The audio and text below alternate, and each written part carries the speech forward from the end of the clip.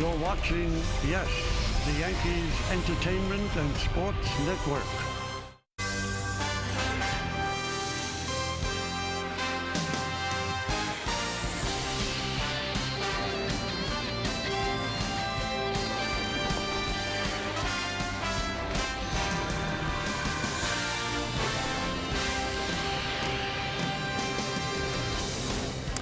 This is the last spring training game for the Yankees here at Steinbrenner Field this year. It's going to be tough to leave this weather behind, but the Yankees will move on. And on Monday, they will be playing for real at Yankee Stadium. Today on Yes, it'll be the Yankees against the St. Louis Cardinals. And Yankees baseball is presented by Verizon Fios. Hi, everybody. Ken Singleton along with David Cohn. Now, one thing managers will tell you, the one thing they want most out of spring training is to keep everybody healthy. Well, that's not the case for the Yankees anymore. Yesterday, some big injuries to the pitching staff. Andrew Miller hit by a line drive, a fractured right wrist. That's his non-throwing hand. He says he's going to pitch through it. And you have Brian Mitchell covering first base, a fractured big left toe. He's expected to miss 3 months. And David, what does that mean to the Yankee pitching staff? Well, it is a huge blow in my opinion. I mean, Brian Mitchell arguably had the best spring of any Yankee pitcher down here. Certainly numbers-wise, he was expected to fill an Adam Warren type role that was so important to the Yankee bullpen and rotation for that matter last year. And of course, Chapman is now going to miss the first month because of his suspension. So Andrew Miller expected to be the closer until he returns. So yeah, an already kind of depleted bullpen took a big hit yesterday, and so next in line, opportunity is knocking. Well, the Yankees know who's next in line to pitch this afternoon. It's going to be Michael Pineda, who's having an excellent spring. Big Mike will be on the hill for the Yankees as they take on the St. Louis Cardinals. Last chance to see the Yankees here in Tampa, but not last chance for you. Yankees coming up next right here on Yes.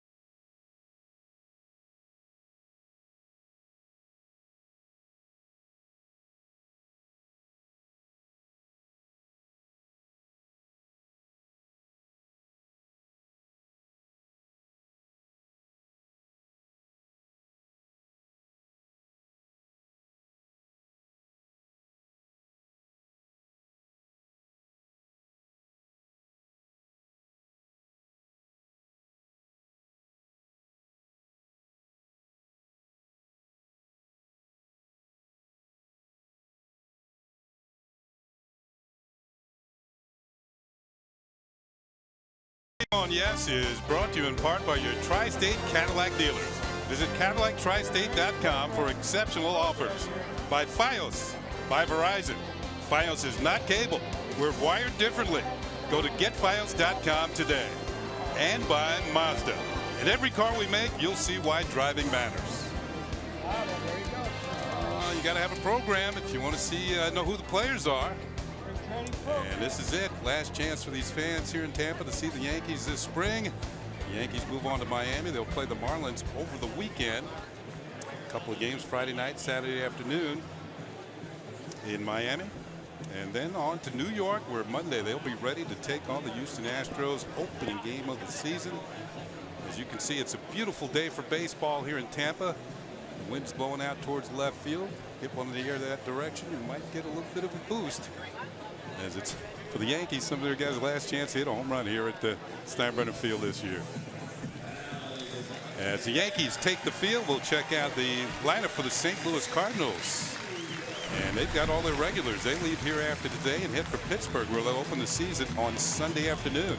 Matt Carpenter will lead it off. He'll be at third base. Colton Wong will be at second. Matt Holliday will be at first base. Randall Grichuk will be the cleanup hitter in center field. Brandon Moss, the former A, will be in left field. Steve Biscotti will be in right field. Yadier Molina will be the catcher. Former Met Ruben Tejada will be at shortstop. And the Cardinals, Mike Leake will do the pitching, and he will bat ninth. He's a very good hitter. So they're playing National League rules here today as they face Michael Pineda. You see the big right-hander has been solid this spring. Only one walk, as Kenny mentioned in our opening, and 11 strikeouts. Done some work on the backfields in some minor league games as well. Let's go ahead and give you the pitcher scouting report. As we just said, it has been a really strong spring for Pineda, kind of quiet. But Big Mike and big expectations this year. He's talked about it. He wants to take the next step, 200+ innings, and really be a reliable front-end starter. And in order to do that, in my opinion, he's got to become a true 3-pitch pitcher. We all know that from last year watching Pineda, he's got a really good slider. And sometimes he uses it too much, and he's got an ever-improving changeup. If he gets that mix a little better and throws that changeup in there a little bit more, it'll be a big step for Michael Pineda to be a frontline starter. To be a frontline starter, you've got to go through the lineup 3 times as we look at the Yankees on defense. Cesar Puello is in left field. Aaron Hicks at center. Carlos Beltran, the veteran, in right. Headley, Torreyes, Ackley, and Teixeira in the infield, and Brian McCann doing the catching for Michael Pineda. We're just about ready to go. Torreyes has made the team, and primarily because he can play all 3 infield positions, second, short, and third. And he's had a good spring with the bat. He's hit over 300 for the Yankees this spring, so he's been added to the 25-man roster. Joe Girardi made that announcement yesterday that Ronald Torreyes will be a backup infielder on the New York Yankees. Well, what an offseason he had. And he got plucked off the waiver wire a couple of different times, but former Yankee assistant GM Billy Epler out in Anaheim, and then dumped off the roster, and the Yankees got him right back. Here's Matt Carpenter, and he'll take the first pitch, and it's in there for a call strike. We told you Pineda's had a great spring. 11 strikeouts, 1 walk in 9 innings. As there are numbers for Carpenter, but he's one of the better leadoff hitters in the National League. But it looks like he's having a slow spring. Here's the next pitch, and that misses inside, 1-1.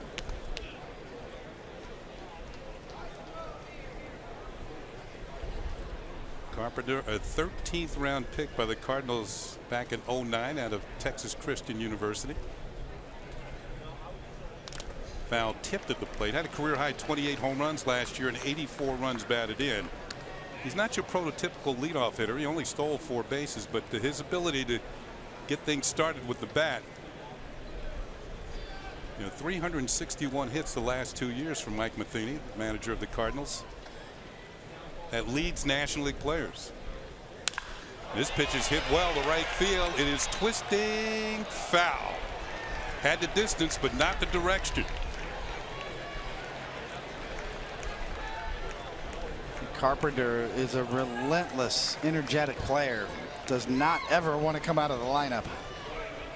Argues with Matheny on off days all the time, and you see all of a sudden the jump in home runs, and primarily much quicker on the inner half of the plate, just like we saw. Tried to check his swing. Did he go around? No, says third base umpire Ramon De Jesus. So the count is now 2 balls and 2 strikes on Carpenter. Will be followed by Wong and Holliday here in the first inning. Cardinals have their whole team here. They are actually leaving here to head for Pittsburgh, where they will get started on Sunday afternoon. The pitch is swung on and missed, strike 3. As Big Mike blows a big fastball by Carpenter. 1 down. Well, good sign early in this game. 95 miles an hour, and that patented little cutting action that Pineda features. Kind of a natural cutter. Now bring up the second baseman Colton Wong as Carpenter makes that step back to the dugout. That long walk that I had many a time. And Wong will take a pitch for a call strike. Wong's having himself a pretty good spring, hitting over 300. Another #1 draft pick of these Cardinals, 2011. Ball is hit on the ground. Teixeira has it. Pineda covers, and there's 2 down.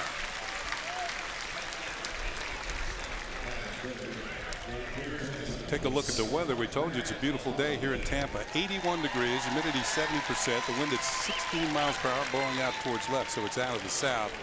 A mix of clouds and sun with no chance of rain. The last time we were on, we had a rain-shortened game. It was an official game. The Yankees were winners as they beat the Pirates 5-4. That was on Tuesday. 5 and fly. CC Sabathia got the win in that game. Here's the veteran Matt Holliday, and he'll take a pitch off the outside corner for ball 1. Holliday, I should say, is being converted to a first baseman. He's been an outfielder for the Cardinals for the last few years and a big run producer, but now they're moving him to first, and that's ball 2. 2 balls and no strikes. One of those guys that's really lived up to the big contract. Even in the latter years, he's been so consistent offensively with his production. He's had 5 100 RBI seasons in his career. That's how you get the big contract. Ball hit in the air to center field. This is going to chase Hicks back. Still back, and he makes the catch. Ball hit well by Holliday, but Hicks runs it down. And the Cardinals go 1-2-3 here in the top of the first inning. No score for St. Louis. The Yankees are coming up to the plate.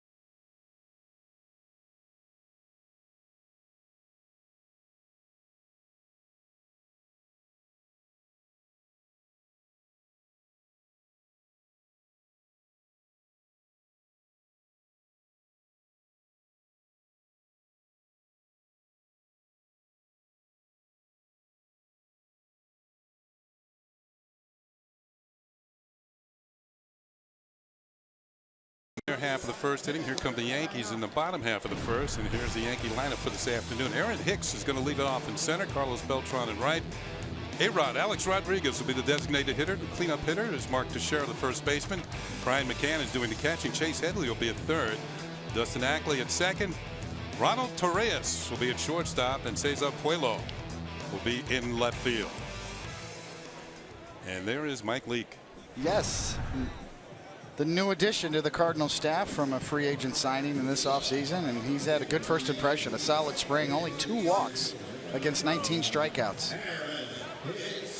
And the Cardinals signed him as a free agent. Let's go ahead and give you your pitcher scouting report, and as Kenny said, big contract, 5 years, $80 million. He's had a great spring, as we just said, a good first impression, and he's a throwback. 5'10", 190 pounds. A lot of motion, throws strikes, mixes it up. He's a real pitcher. And when you think about it, you know, we've talked about the Yankees, all the guys that are over 6'5" and big guys are getting scouted. Here's a guy's 5'10", so inspiration for you youngsters out there that aren't maybe physically gifted in terms of size, but this guy gets it done. Kind of reminds me of Tim Lincecum of the Giants, who's still looking for a job, if I'm not mistaken. The 1-1 pitch, and it's fouled at the plate by Aaron Hicks. Hicks hitting .289 this spring. He's got a couple of home runs, both of them batting right-handed. And the Yankees are looking for bigger things from him. He can play some defense, he can run, and he's got some power. I think he's an emerging talent in the American League. This pitch is hit into center field. Coming on is the center fielder Grichuk, but he can't get it. Plays it on a hop, and it's a base hit, a leadoff single for Hicks here in the first inning.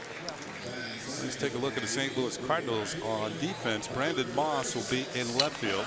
Randall Grichuk in center. Stephen Piscotty in right. We have Carpenter, Matt Carpenter, Ruben Tejeda, Colton Wong, Matt Holliday, Yadier Molina, and Mike Lee. Here's Beltran. Hit his first home run of the year the other day on Tuesday. Takes a pitch for a call strike. Having a good spring, 286.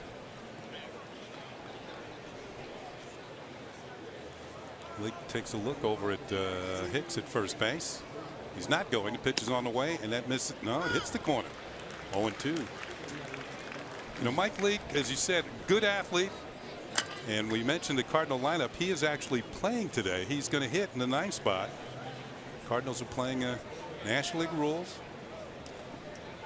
But there's a reason why he's in there. He's a good hitter. He's got 6 home runs in his career. So Mike Matheny giving him a chance to swing the bat.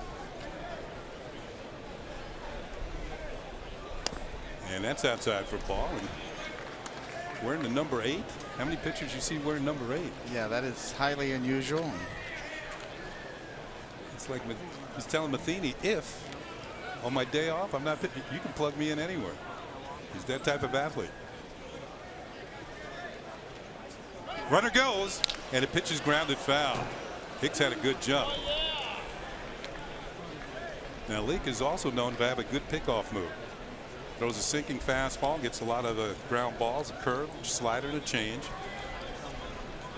See, nothing really overpowering. You know, upper 80s, maybe 90 on the top end, velocity-wise. Cuts it, sinks it, good changeup, variety of breaking balls. Hicks is not going, and a swing and a miss, strike 3. Kind of a half-hearted swing by Beltran, and he's gone. 1 out. Here's one of the varieties, more of the curveball. In between a slider and a curve, kind of slurvy looking, down and in, good location to a lefty. Here's Alex Rodriguez.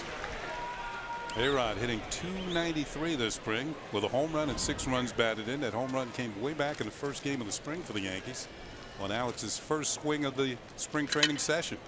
Hicks is not going, and the pitch is in there for a call strike.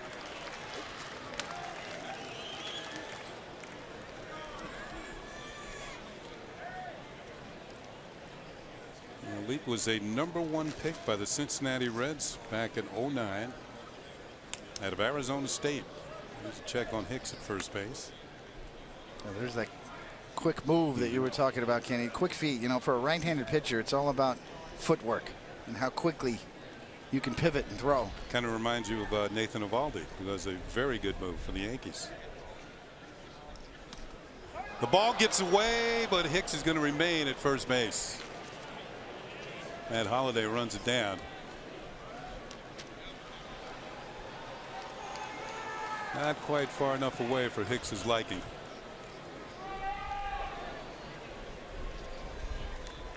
I've heard pitchers, the right-hand pitchers in particular, talking about working on their pickoff moves.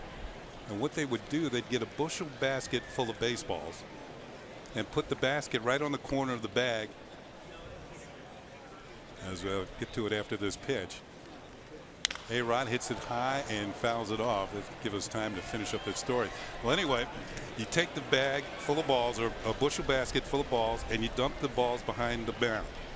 And you pick them up one at a time, and you put the basket on the corner of the bag at first, and you try and throw as many in the basket as you can. And what makes you concentrate is the ones you don't get in the basket, you have to go chase. So that's one way the pitchers work on their pickoff moves, the right-handers in particular. Motivation, accuracy.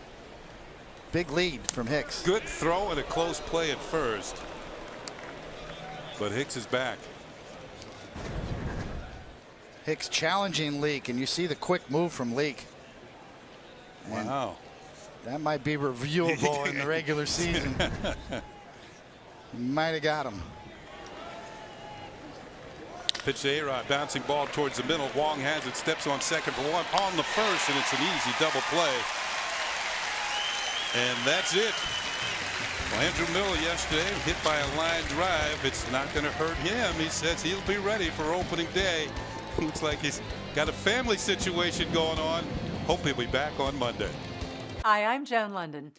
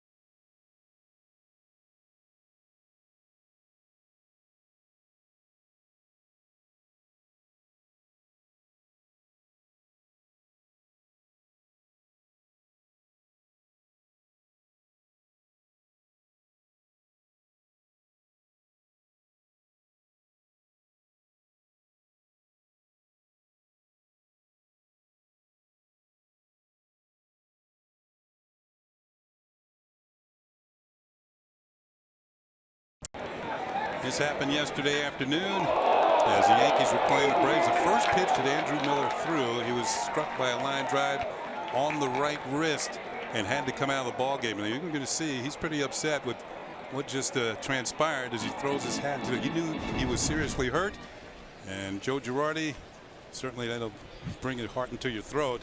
And Meredith Marakovitz has more on the Andrew Miller situation. Meredith. Well, Kenny, he was in the clubhouse earlier today, and he said really it's the best case scenario. He doesn't see it being a situation where he cannot pitch through it. He is still going to see a specialist when he gets back to New York, but he said this isn't my throwing arm. I can't see any situation where I wouldn't be able to go back out there and pitch. And he said, well, what if the specialist says maybe you should take some time off, immobilize it? And he said, well, I think maybe I'd have to find another doctor then. So this is a guy that is determined to go out there and pitch for the Yankees come opening day.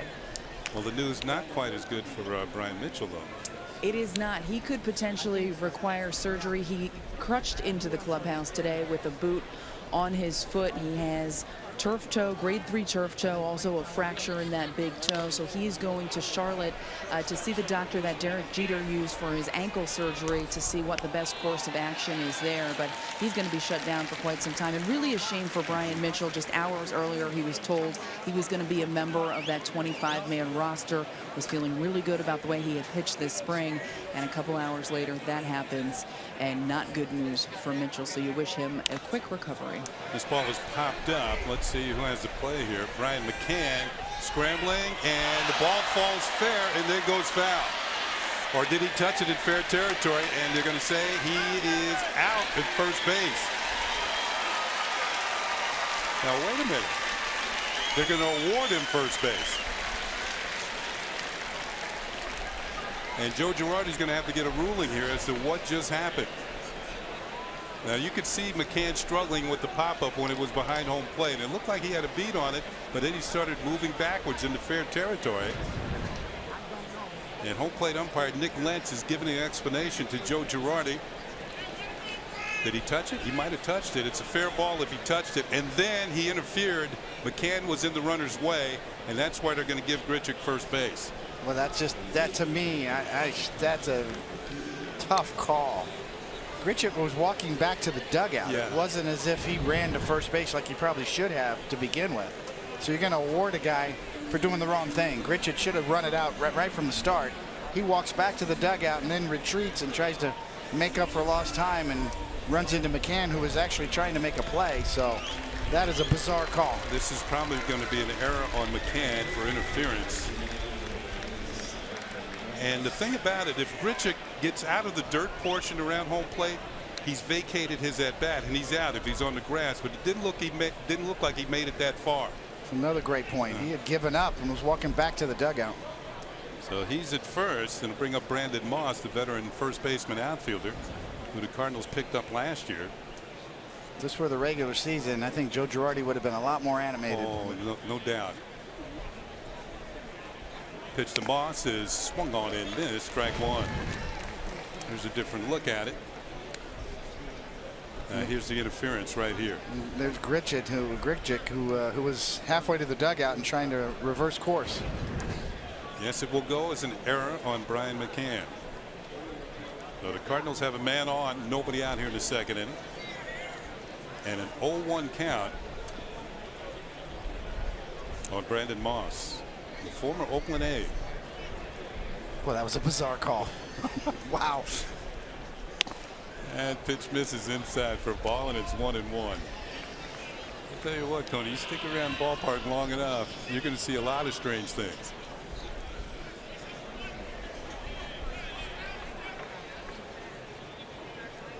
And I do believe that Grichuk did not set foot on the grass. And if he does, he's out no matter what.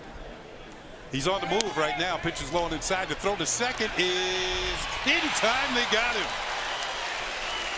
Good throw by McCann and a quick tag by Torres. And there's one out. Grichuk caught stealing. Get another look. Might as well push the system. You got a freebie by being on first base. McCann, good strong throw. Nice tag. Very close, questionable. This one probably would have been reviewed in the regular season once again. So 2-1 pitch, and Moss fouls it back to the screen. 2-2. By my count, the umpires are 0 for 3 in close calls so far. Oh yeah. Still spring training though. You're right. You know what? You make a good point though. How much do the umpires rely on replay when they're making their calls? They know it can be overturned, but you don't want to be the umpire who has the most calls overturned during the season. Swing and a miss. Strike 3. Moss is out of there. Second strikeout from Michael Pineda. Pineda very sharp today, and that's just filthy. Slider breaking straight down. He's really getting through his fastball too, up in the mid-90s velocity wise. It's one of the keys when you're watching Michael Pineda. When he starts to cut off, if his fastball's cutting a little too much, he loses a little velocity on it. Here's Stephen Piscotty, the right fielder. And there's a breaking ball in there for a strike. Yet another #1 draft pick of the St. Louis Cardinals. That was back in 2012 out of Stanford University. This ball's hit well to left field. Going back is Puelo, still going back, and this one is gone. A home run for Stephen Piscotty, and it's 1-0 St. Louis. That's his first home run of the spring. We talked about the wind blowing out towards left, and Puelo was going back, drifting, and it got out of here. Yeah, 95 miles an hour right in his wheelhouse, and Kenny mentioned the wind is blowing out to left. And those two combinations give it just enough to clear the wall. So the Cardinals jump out in front and bring up the veteran catcher Yadier Molina, and he'll take a pitch from Michael Pineda for a call strike. Yeah, the Cardinals are hoping for big things from Grichuk and Piscotty. Two young outfielders, a lot of promise.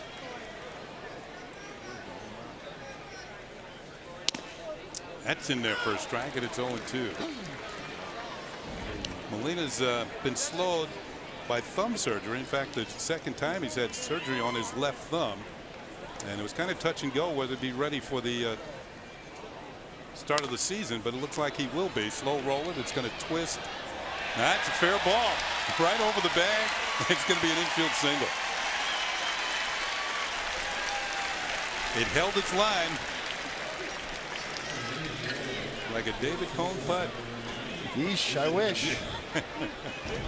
But Headley playing back, and there's really nothing you could do here. And a cue shot, big high chop right off the end of the bat, and once it stays fair, there is no chance. Right over the bag. So a 2-out single, and to bring up Ruben Tejada, the former Met. Cardinals shortstop Johnny Peralta is going to be out for about 3 months, and the Cardinals signed Tejada as Molina is going to pick up a stolen base. He took off very early, and Pineda wasn't paying any attention to it. Molina's first steal of the spring. It's exactly as Molina knows, hey, I'm just going to go. Take a chance.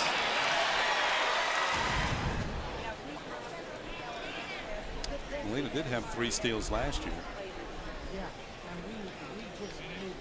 Tejada's ground ball to the right side. Hackley knocks it down, bobbles, throws it first, just in time to get Ruben Tejada. But the Cardinals do pick up a run on 2 hits and lead 1-0.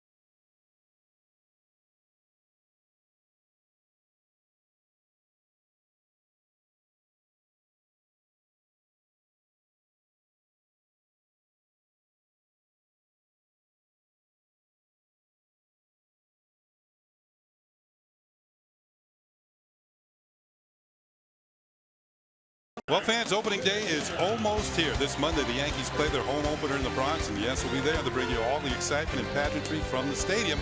Live on-site coverage begins with the Chevy pregame show at 11:30. Then watch the Bombers battle the Houston Astros, and it's all right here on Yes. Cardinals have made a change at shortstop. Ruben Tejada is now out of the game. I wonder if he was injured running down to first base. But the new shortstop is going to be Greg Garcia. So Garcia in place of Tejada. You know, we'll have to wait to hear. Ruben Tejada, obviously, New Yorkers know from the Mets, coming off of that devastating injury too that he suffered in the playoffs on a slide at second base. Kind of led to the rule changes that we'll see this year. You have to slide directly to the bag. Teixeira swings and misses, and it's a ball and a strike on the Yankee cleanup hitter and first baseman. Teixeira's starting to come on a little bit with the bat. His average has been climbing, and right now it's nothing to write home about. 163, but he hit his first home run of the spring just the other day as he takes a pitch down low for a ball. And it's a ball and 2 strikes. Teixeira, McCann, and Headley for the Yankees here in the second. They're down 1-0 for the St. Louis Cardinals. Pitch is fouled to the plate. Now the Cardinals don't come over this way very often, and the Yankees very rarely make it to Jupiter, Florida. In fact, the last time the Cardinals played here at Steinbrenner Field was 2013, March 13th, so a little over 3 years ago. As we said, this is their last stop in Florida. They're headed to Pittsburgh after this. Swung on and missed, looked like a changeup, and it's strike 3.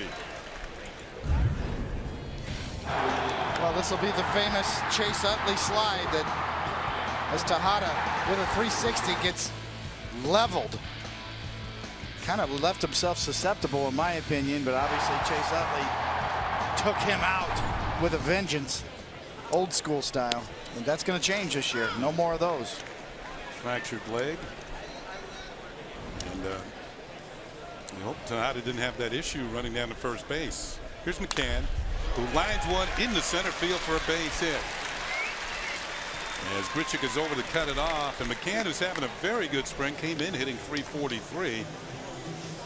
Picks up the Yankees' second hit of the afternoon.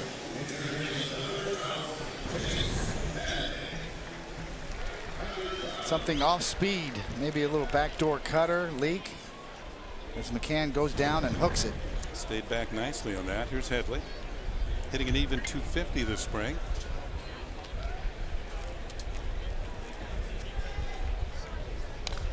Fouled at the plate, strike 1 on the Yankee third baseman. Well, the opening day starter for the St. Louis Cardinals is going to be Adam Wainwright, and certainly one of the better pitchers in baseball. Cardinals will also feature Carlos Martinez, Jamie Garcia, Michael Wacha, another good pitcher. Ball hit on the ground, the right side, could be 2. Wong to Garcia. Over to Holiday, and that's it. A 4-6-3 double play. The Yankees do not score here in the second.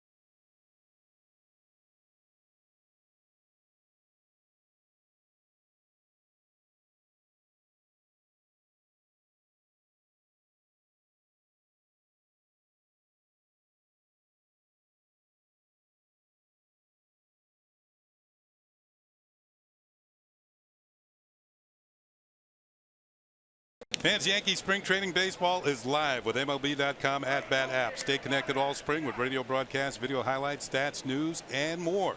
Download MLB.com at-bat, the #1 app for live baseball on your smartphone and tablet. It's on to the third inning. There's a Derek Jeter fan. Still has plenty of fans around these parts and in New York and around baseball in general. As we head to the third inning, and Mike Leake, the pitcher, will lead it off. Leake's had 2 at-bats this spring, and he has 1 hit. He hit .212 last year, or his career that is, and 6 home runs. So he knows what he's doing up there on our Audi scoreboard. 1-0 St. Louis. A home run by Stephen Piscotty put them on the board last inning.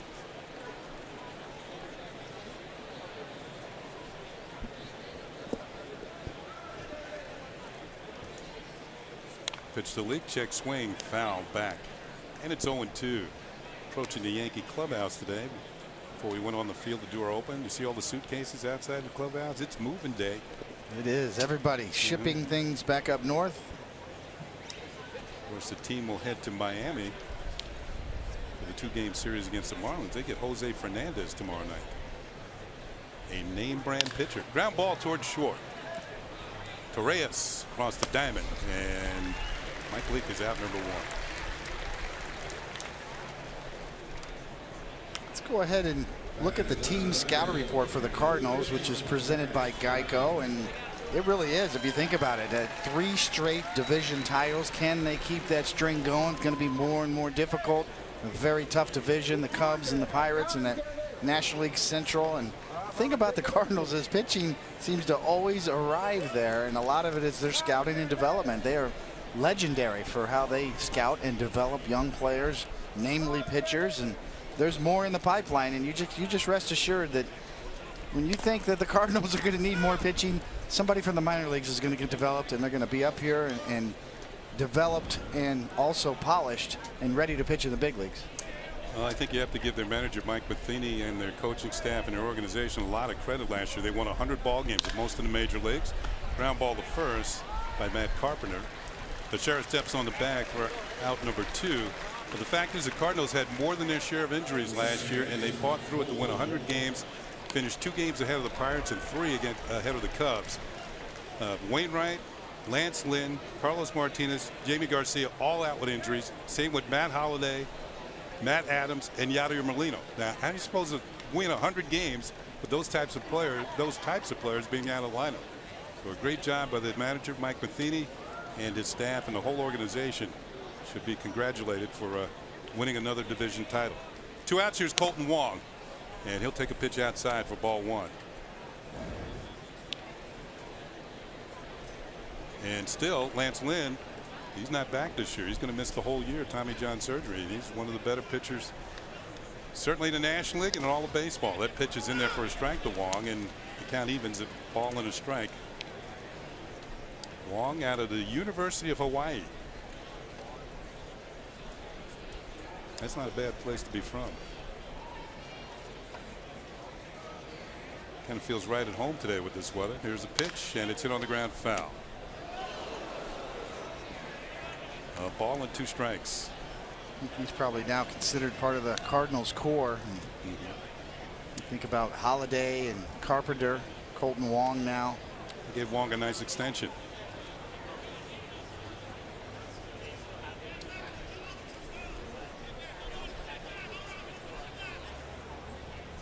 A 1-2 pitch is a little high, a little away, and it's 2-2. Pineda's allowed a run on 2 hits. The Yankees have no runs, and they too have 2 hits. Swing, miss, strike 3. That's it. 1-2-3 for the Cardinals here in the third. It's still 1-0 St. Louis.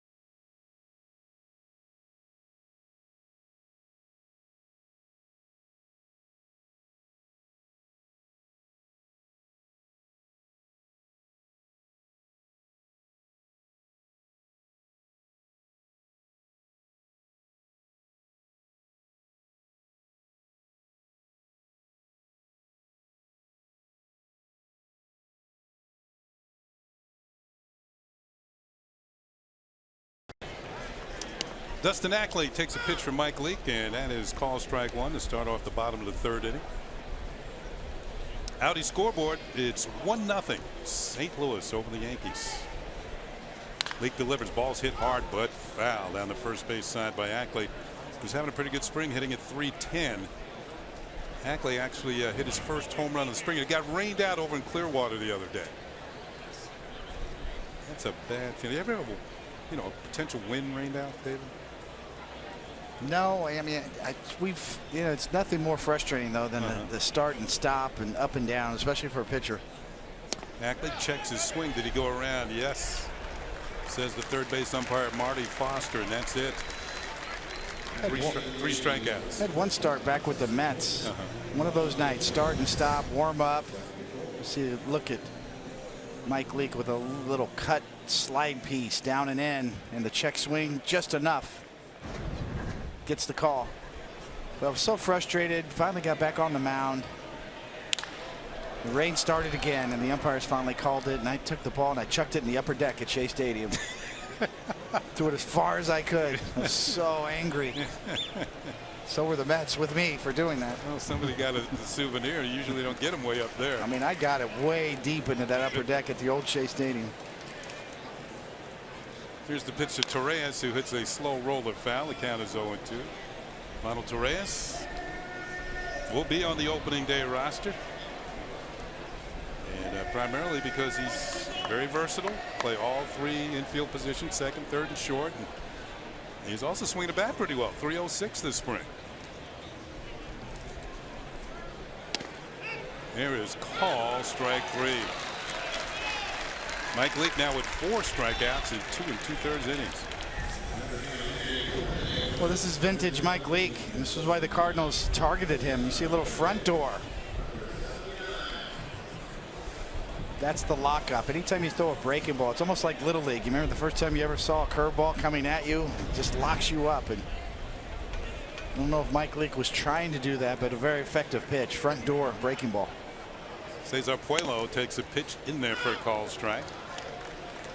Puello's still here, hitting .323 with a homer and 3 runs batted in this spring.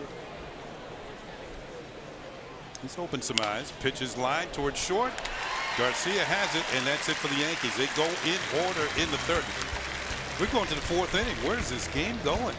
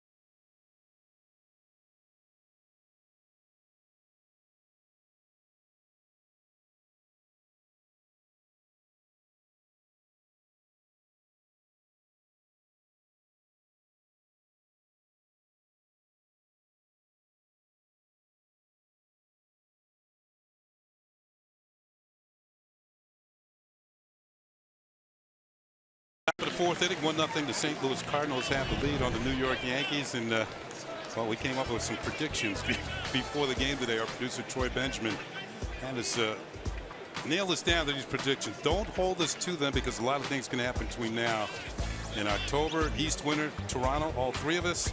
Central, Kansas City, all 3 of us. The West winner Houston, the wild card the Yankees, and Texas, American League champion David and I went with Houston. Meredith went with Texas. The MVP, I went off the tracks a bit and picked Jose Altuve. They stayed with the almost sure thing Mike Trout. Cy Young, Chris Archer, Chris Sale, and Dallas Keuchel. Whoa. Ground ball hit hard. Great stop by Headley at third. The throw is in time. What a play by the Yankee third baseman. A rocket off the bat of Matt Holliday, and he flagged it down.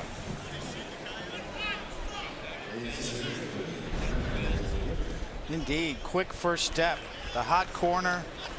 Off the bat, he had a good read and then right back up, and much improved throwing this year. You could see from Headley, he's changed his mechanics on his throws, really shortened up a little bit, improved his footwork. Here's Randall Grichuk, and he'll take a pitch outside ball one. Now Meredith picked Dallas Keuchel, who won the Cy Young last year, and he'll be pitching opening day against the Yankees. If you looked at his spring training stats, as Grichuk swings and pops one up into center field, Hicks has a play on it and puts it away, and there's 2 down. Keuchel's pitched 17 innings this spring.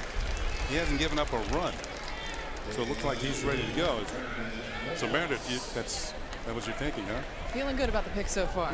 Feeling good about the pick so far. Obviously a long season. Yeah, it is. You have to stay healthy. It's so hard to pick these things at the beginning of the year because so much can happen from now until October. Yeah, you're exactly right, and that's why when people ask you to make picks, you have to have that qualifier. Players get injured, and sometimes key players get injured. Here's Brandon Moss, pulls one foul, strike one.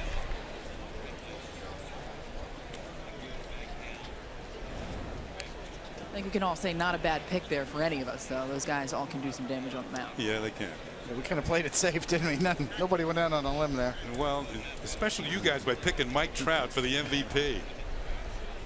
Here's a pitch to Moss. That pitch is high for a ball. I went with Jose Altuve. I know he's not.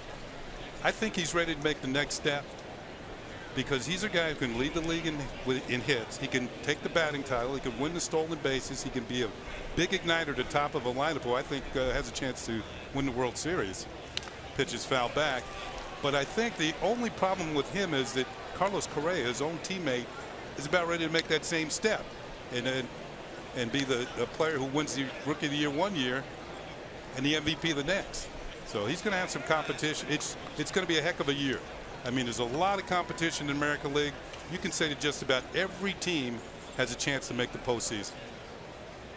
Here's the pitch to Moss, and it's high and away for a ball, 2-2. Yes, more and more parity, I think, that we've seen over the last several years.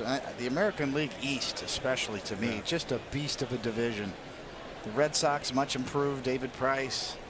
Every team can make a claim that they have a legitimate shot, and it is true. I mean, even Baltimore's got some bashers. The question, obviously, with the Orioles is their pitching. The Yankees have a very solid team. You know, the question of the injuries. But that division right there is clearly the deepest division in all of baseball. I think it was last year, even though people didn't give it credit. They may not have the best team in baseball in that division, but 1 through 5, that's as good as it gets, and they're going to beat up on each other all year. Well, plus, when you get to the playoffs, I think all bets are off. It's not maybe the best team. It's the hottest team that wins at the time. Although I do feel last year when Kansas City won, they were the best team, and they won the World Series. But if you get hot for a good 2 weeks, 3 weeks in the postseason, hey, you got it.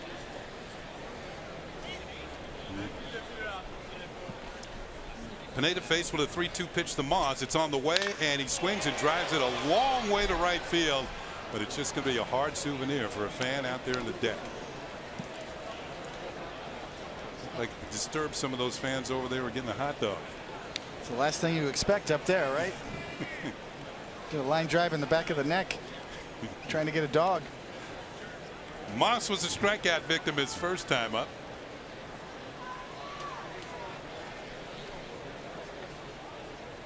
And once again, Pineda with a payoff pitch. And it's hit high in the air to center field. Going back is Hicks. Still going back near the wall. And this one is gone. A home run for Brandon Moss. He just missed one down the right field line.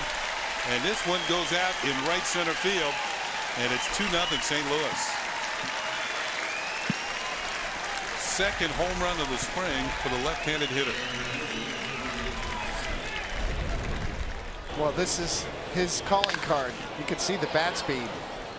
He clearly has home run power, and today the ball really carrying here at Steinbrenner Field, as we mentioned before in the pregame. The ball just gets up in the air and keeps going.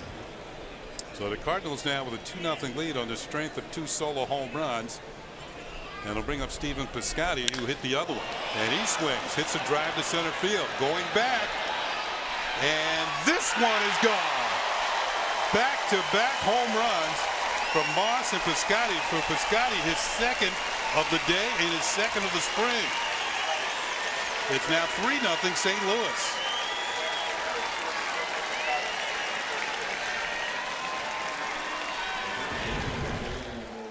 Piscotty, impressive.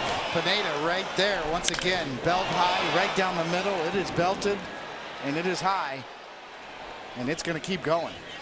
Yeah, Hicks runs out of room.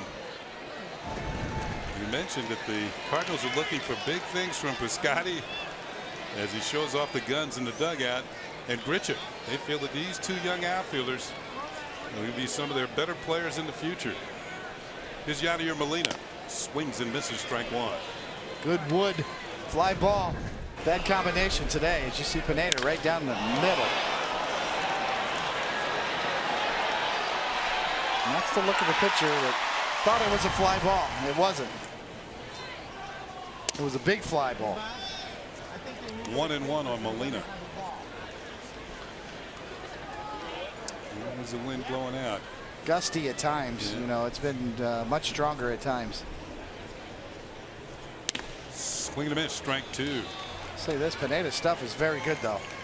Up to 96 with this fastball velocity wise. He's got a couple fastballs up and paid for it.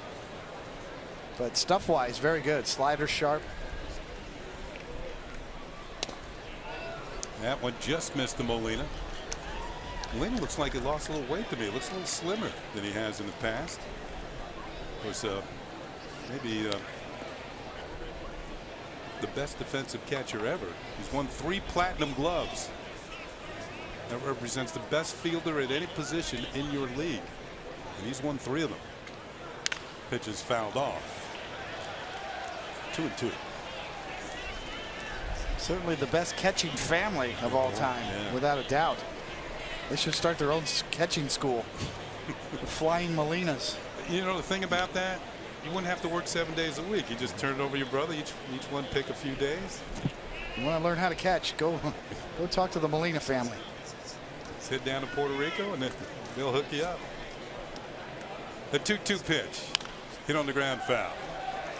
Of course, Jose, tremendous catcher.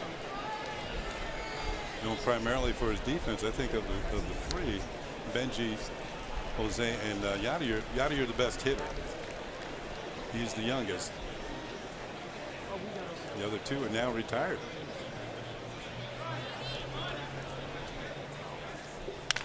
On the ground, over the mound.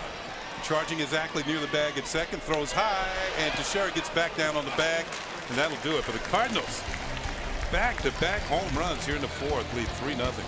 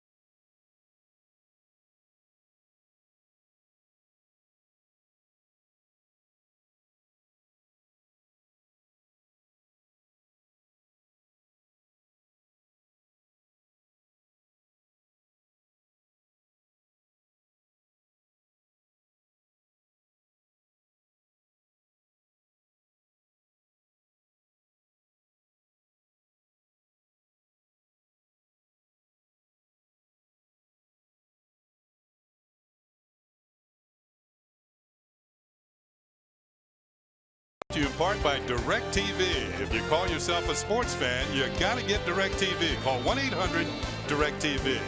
By the New York Lottery. Hey, you never know. And by your Tri-Honda dealers. Hurry to your local Tri-Honda dealer for great deals on the 2016 models. Michael Pineda just gave up about 800 feet of home runs back to back, well over 400 feet for Moss and Piscotty. And it's back to the top of the order for the Yankees against Mike Leake. Cardinals have made some changes defensively. We'll let you know in just a second. As Hicks, who led off with a single in the first inning for the Yankees, takes a pitch for a called strike. Mike Leake has faced 10 batters. First pitch strike to every one of them. 30 pitches, 27 strikes. Strike 2, 0-2.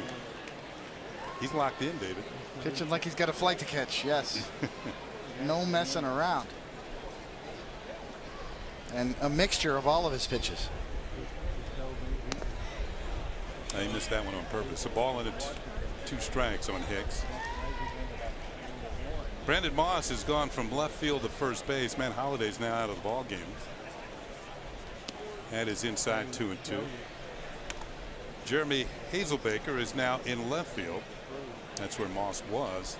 And Carlos Peguero is now in right field.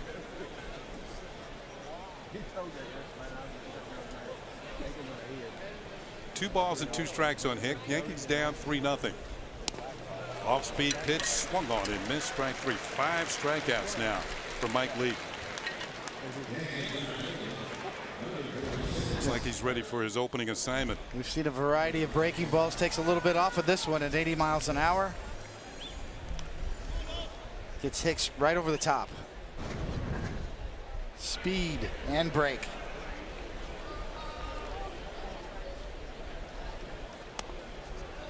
That is low for a ball.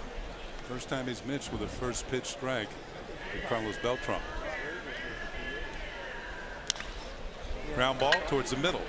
High hop for Garcia on the first, and there's 2 down. The Yankees have a couple of hits, but nobody's gotten as far as second base. Here's Alex Rodriguez with 2 outs and nobody on. It's been slow go for the Yankee offense collectively this spring. Just a .242 batting average coming in. That's last of all the 30 teams in both Arizona and Florida. There's A-Rod, and he swings and misses strike 1. They've had some bright spots, obviously. Starlin Castro has been a bright spot. New addition. Hicks has been a bright spot. So certainly the Yankees look to have more depth this year. Dustin Ackley. This is from a team that scored the 2nd most runs in baseball last year as A-Rod fouls the pitch off. 0-2.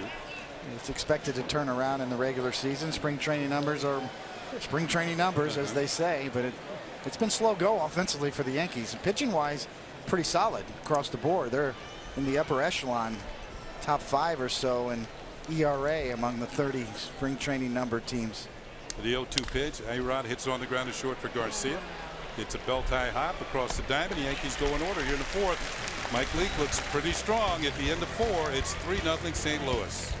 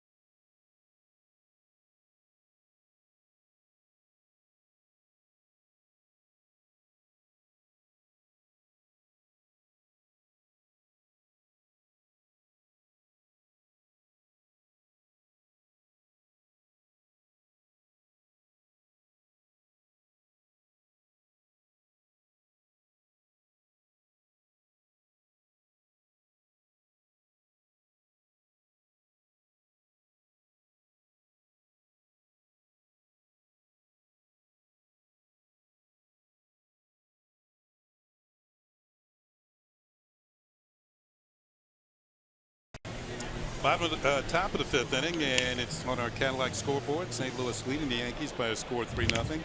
And manager Joe Girardi is joining us, and we'll be talking about Andrew Miller out with a fractured wrist.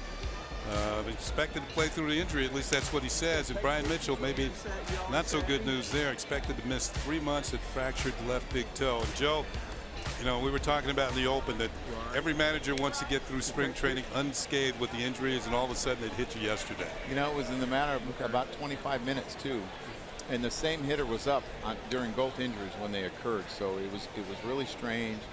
We'd had a really good spring training concerning health up until that point, and Miller throws one pitch and gets hit in the hand, and he's going to see a hand specialist to make sure that we can try to do what we want to do and what he wants to do.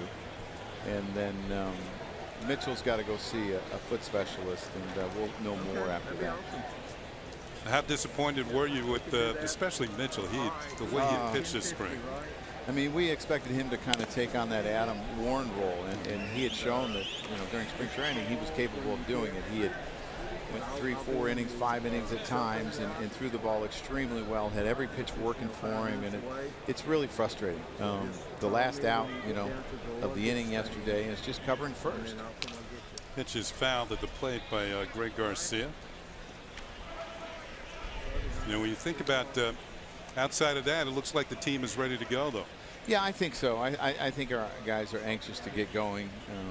You know, this is always one of the tougher weeks for players because I think they're, you know, physically they feel like they're ready to go, and they want to get out of here. And you know, I think it's good that we're going to Miami, in a sense, to play in a big league park, a big league setting, to give us the final tune-up.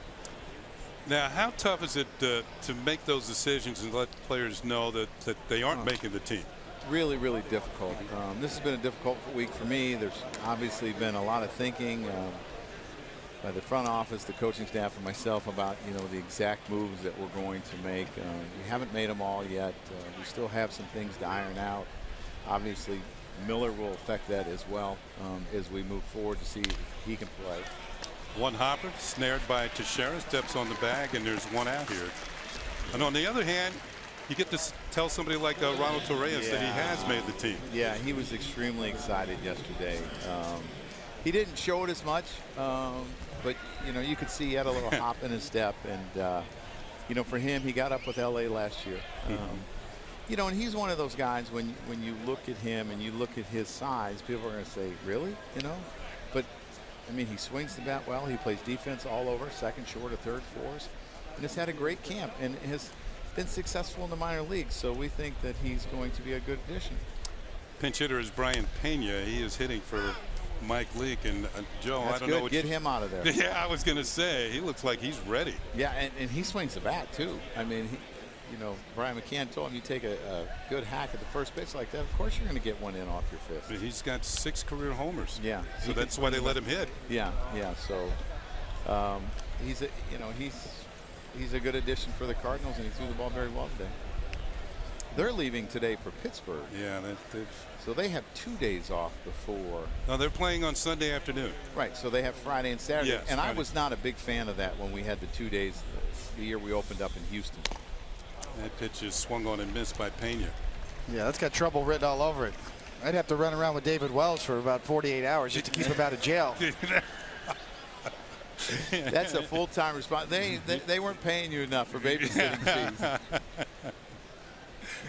Here's the pitch to Pena, and it's inside, 2 balls and 2 strikes. That's when you hope that he has to make his last start down here in a minor league game, so you only got 24 hours. Yeah. Beating the streets, definitely.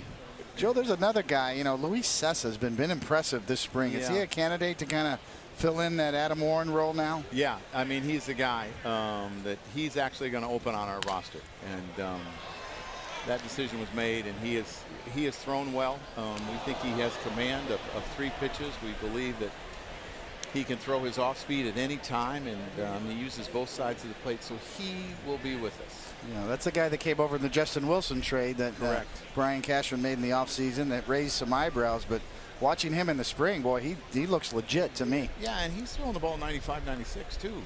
So we really like what we have there. So we think we got a good one. The other part of that trade is Chad Green. he is pitching over in the game in Detroit. I know the first 2 hitters went well, but then after that, maybe the wind's blowing out there too. He gave up a couple home runs, I believe. Well, the 3rd hitter is Miguel Cabrera, if I'm not mistaken. Yeah. Over there. Pitch is hit in the air to center field. Coming on is Hicks, and this ball fall in front of him for a base hit. So a 1-out single for Brian Pena, the pinch hitter.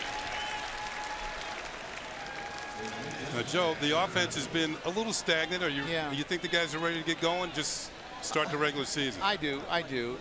And the big thing is, you know, that they put some good at bats these last couple days, so they feel good about themselves. But veteran players have a hard time, you know, with the length of spring training, because they know that they're going to play a lot of games. They're not fighting for spots like some of these younger players, like a Ronald Torreyes was. You know, he was fighting in the end with Pete Cosmo, who I thought had a really good camp too. So I thought our candidates for that infield 5 or whatever they want to call it, we had some really good candidates. And Solano, unfortunately, he got hurt because he was on our radar too. So he's back to playing in the minor leagues. He's with us. He'll be in Miami with us, so we'll get to see him some more. Now, you mentioned Sessa had made the team. Does he take over for Brian Mitchell, or is that might go to somebody else? He's not taking his spot. He had already made the team. All right. So, you know, we'd informed some of the guys, because, you know, you have to get ready and pack. Let's see where this one ends up. It looks like Puelo has this one. Anytime you get the wind and the sun, that combination, it's tough down here. I was never a big fan of pop-ups when it was windy and sunny. I just didn't like them. Well, catchers don't have sunglasses. No, and my eyes are sensitive to light, and I wasn't very good at it. I like night games. We're taking a shot of the wind, which seems to be picking up here. And the flags in left center field there. Yeah, and you look at the top of the stadium, and they seem to be blowing pretty good. Here's Colton Wong. Joe, these Cardinals, they don't miss on their #1 draft picks. Wong is another one. No, and he's really emerged as a good player. And, you know, surprisingly enough, he's got some power, too. He hit some big home runs. I believe it was in the playoffs. He's a good-looking player, too. Is this going to be Pineda's last inning, or are you going to stretch him out a little further? Well, let me find out. Larry, is this his last inning? No, he's going a little further. All right. Getting to be that time of the spring, you want to see a little bit more. Yeah, you want to see a little bit more, and Michael will start the 2nd game of the season, so he's going to have an extra day's rest. So we're comfortable doing that, and we kind of planned it that way, knowing that they could throw a few more pitches their last start. A lot of teams will shorten the guys out in the last start, but we're using all their starts to get them ready in a sense, and we moved them back that way. Wong hits a bouncing ball that's going to bounce and get on through in right field for a base hit. Pena advances to second. So it's a 2-out single for Colton Wong, and he's now 1 for 3. Have you made an announcement on opening day as of yet? It will be Tanaka. All right. So you've spoken with him and let him know that. Yeah, we informed you know, some of the guys exactly what they were going to do today, you know, and we still have some meetings after the game to iron out a few more things. Now, have you set up the rest of the rotation? 3 will be Evaldi and 4 will be Severino. So the last thing we have to decide is really who our 5th starter is and who's replacing some of these guys that are injured. So that decision hasn't been made yet? No. Okay. So that comes down to CC and Nola. Yes. Yeah. Here's Hazel Baker, the left fielder, and he takes one inside for ball 1. Yeah, Joe, I mean, Kenny and I were talking about Aaron Hicks before, how impressive he's been this spring. What a good-looking athlete, and, you know, how you're going to try to work it around. I know all these guys are going to play, but it looks like you're going to have to give him some at-bats. Oh, yeah. You know, my thought is, you know, really at least 3 times a week, maybe 4, maybe 5, depending on some certain situations. So we believe that he's a great addition to this team. You know, I look at the trades we made. I think they were beneficial for both teams, but I think Aaron Hicks really helps us out with some of our outfielders, you know, being a little bit older, and Carlos being, you know, 38, and the other guys being 32, where you can rotate them, give them a day off, and you have someone that's going to perform at a high level. Has the backup catcher situation been situated? Yeah, that will be Austin Romine. All right. We thought he had a really good spring. And here was a kid that had an opportunity last year, and we thought he pressed. And I think he came into camp having a better understanding what he needed to do, and was more relaxed in camp. And he will be our backup. Now he's over with the other squad in Lakeland. Yes. Yeah. Okay. Yeah, it's a nice message to send to the organization. A kid who's been in the organization 9 years or so and developed by the Yankees. And someone that's really persevered a lot. You know, he's been taken off the roster. Sanchez was pretty much caught most of the time down there, but when Austin played, he played extremely well. You know, he got called up at the end of the year, and I think he's matured. And you know, he's always had the talent to play at this level, but sometimes it takes guys a little bit longer. You know, there's never been a question about his defense. No. He could always play defensively, and he seemed to figure some things out offensively last year, which we thought was important. And he will start as our backup catcher. Joe, before we finish up here, just want to thank you for your time this spring and helping us out on the telecast, and want to wish you and the Yankees the best of year. I know the health has gone in the opposite direction, at least for a couple of days here, but hopefully those guys will be back soon and things will move in the right direction. Yeah, the big thing is to get through these next 3 days and have nothing happen, and you know, take these guys there healthy. Larry's starting to look at the pitch count. You know, we thought he was going to go another, but this inning's got a little bit longer. But it's always fun talking to you guys, and it's a good part of spring training. We'll see if Pineda can get Hazelbaker here in this inning. How many pitches is he at? He's at 79. So is 80 a nice round number? I don't know. Larry might send him out there a little more. Here's the pitch, and it's foul back. It's at least going to be 81.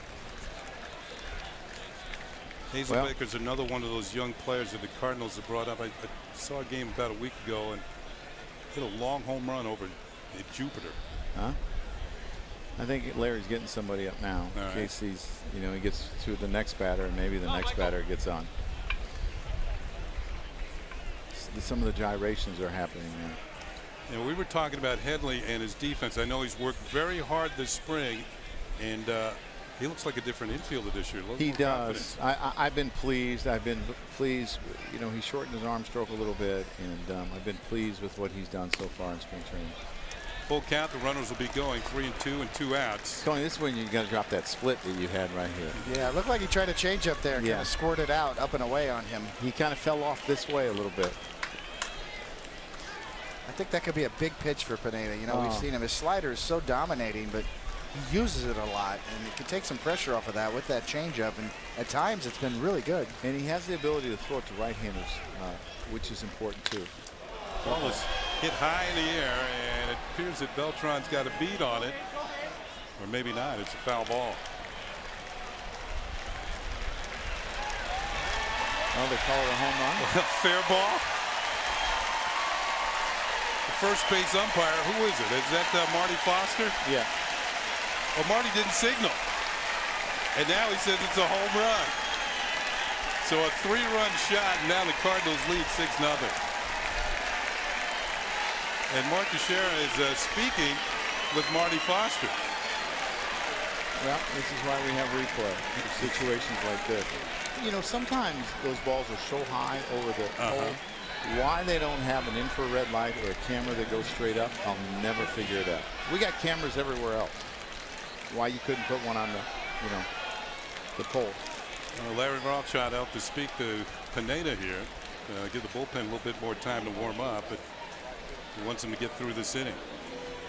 So Hazelbaker, we mentioned he hit a home run in Jupiter. Now he has one on the West Coast. See, that's your fault. Yeah. Can you see who's warming up? Not from our vantage point. No, the bullpens are tough to see here. So the Cardinals now lead 6-0. And it'll bring up Randall Gritchett, the center fielder, who is 0 for 2. Now, Joe, he reached on that controversial play, the pop-up. Yeah, I think it's a bad rule. And here's why. I understand why they call it, because he ran into Mac, right?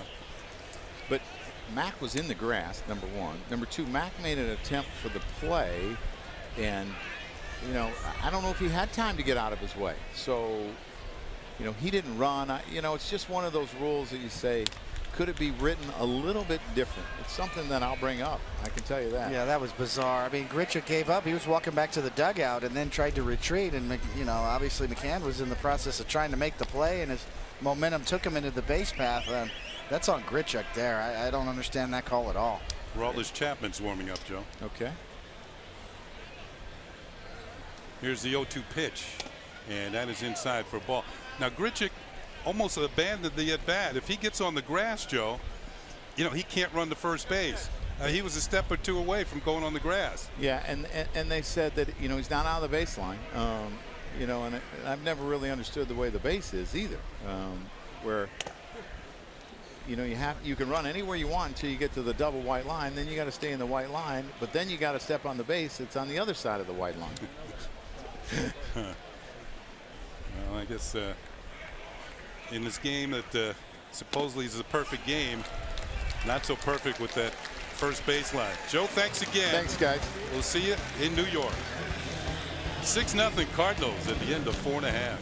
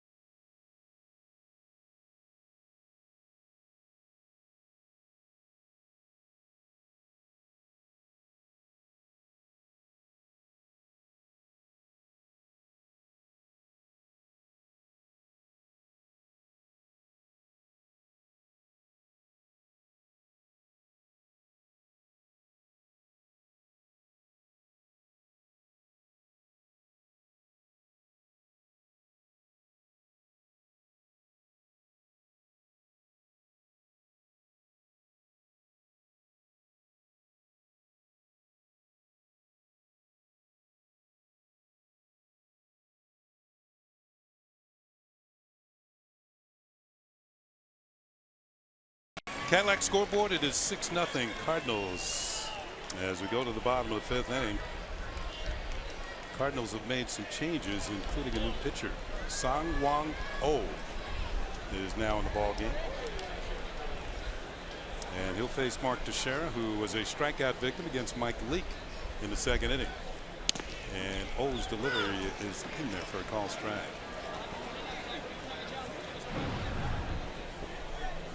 Cardinals have made multiple changes here,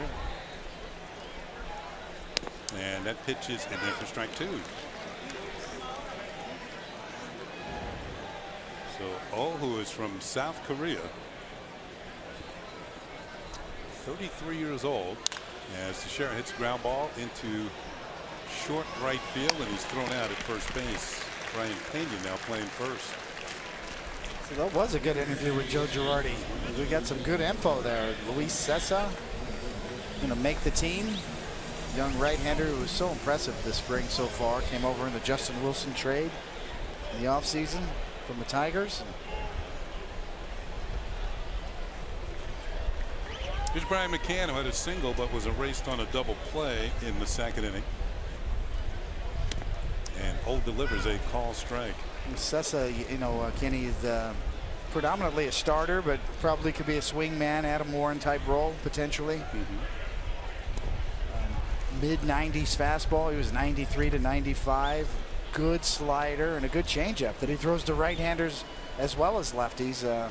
He looked very polished to me, and obviously to Joe Girardi and Larry Rothschild as well, because they said he was going to be on the roster even before the Brian Mitchell injury. That pitch is fouled at the plate. It's 1-2. Now I saw Sessa throw BP and early in spring training, and I could see that he was no fun. You're up there, you better be ready. He's got a pretty good fastball, and he had decent control as McCann fouls one back. He converted pitcher, actually signed professionally as a position player and had such a good arm, converted to pitcher. And that's one of the things that's been so surprising about him, is that his mechanics are pretty clean and very polished for somebody who's a conversion. And when you can't hit a curveball, you got to learn how to throw one. 2-2 on McCann. O has a little bit of a hesitation before he delivers the ball. That could throw off some hitters.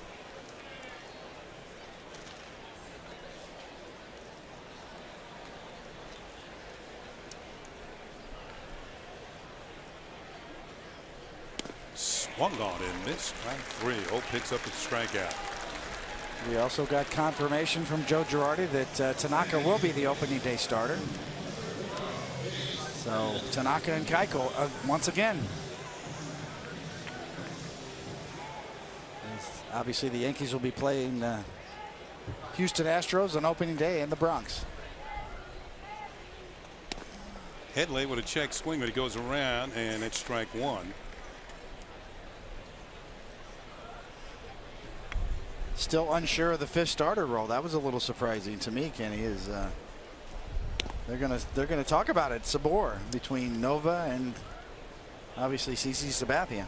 Well, Nova's outing yesterday, 2 hits in 6 innings, and I believe 6 strikeouts and no runs.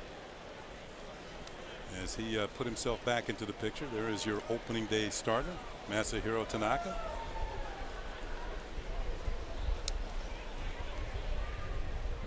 Headley takes, and that's in there for a strike. 2-2. So you have O on the mound. You have Pena at first base. Garcia goes from short to second. Jed Jerko is now at shortstop. Be a long run for the left fielder, Hazelbaker, and it's a fair ball. And he makes the play. So that's it. The Yankees go 1-2-3 here in the 5th.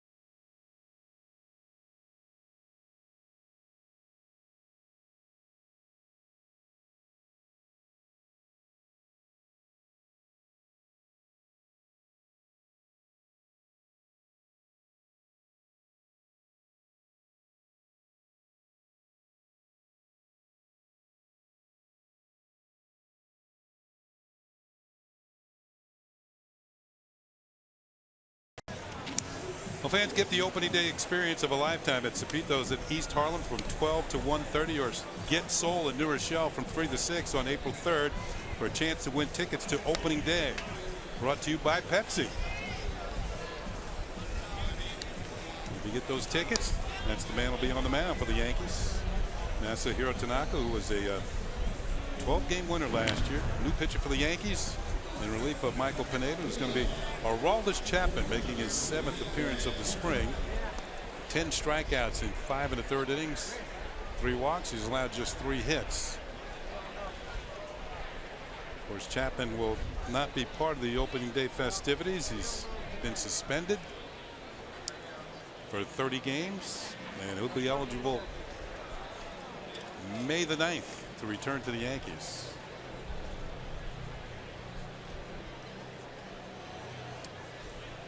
Suspended for the domestic abuse policy, the new policy in Major League Baseball. Here's the first batter for the St. Louis Cardinals, and Chapman's first pitch is popped up, and let's see who's going to make the play here. It's a new second baseman, and there's one down. We'll let you know who that is in just a second.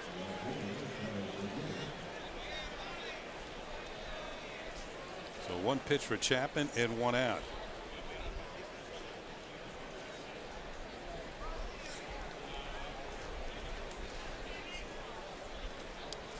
Peguero is the hitter now for the St. Louis Cardinals. Carlos Peguero. It's that time of spring, a lot of news, you know, and Joe Girardi also telling us that Austin Romine, the longtime Yankee farmhand, is the backup catcher. We kind of broke some news there with the skipper. We put him on the spot, you know, and grilled him, and he couldn't. Well, the news is going to get out pretty soon anyway. Yeah. That pitch is in there for a strike to Peguero. Some news also in Red Sox camp too, as reports are that the Panda is going to be on the bench. Can you believe that? Travis Shaw is going to be the 3rd baseman opening day. Swing and a miss. Yeah, John Farrell and Sandoval on the bench. $17 million reserve. As Travis Shaw's had a good spring. You know, last year Travis Shaw played first base. I wasn't even aware that he was a 3rd baseman, but he did play 3rd base in college at Kent State, so he's back at his college position. Foul back to the screen by Peguero, and the count remains no balls and 2 strikes. There were reports, actually Panda was playing in a minor league game a couple of days ago, and San Diego Padres scouts were there watching. Saying no, they're just covering all their bases. But if you remember, the Padres were in on Sandoval when he was a free agent last year, and that would be an interesting trade at the end of spring training.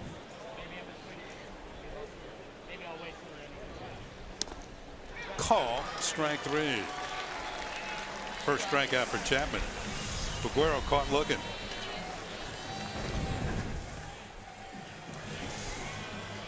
Right to the glove. No arguments anywhere. Right on the corner. Here's Yadier Molina, who was single and grounded out. He's 0 for 2. By the way, we were speculating on Ruben Tejada coming out of the game. He left with a left quad strain, which is those can take a while. In fact, the Cardinals are very familiar with that. Matt Holliday missed quite a bit of the season last year, and so did Matt Adams. So Ruben Tejada running down to first base on a ground out in the 3rd inning. Those middle infielders. Or make that the 2nd inning, had to leave the ball game. I think the Cardinals find themselves a little short now all of a sudden.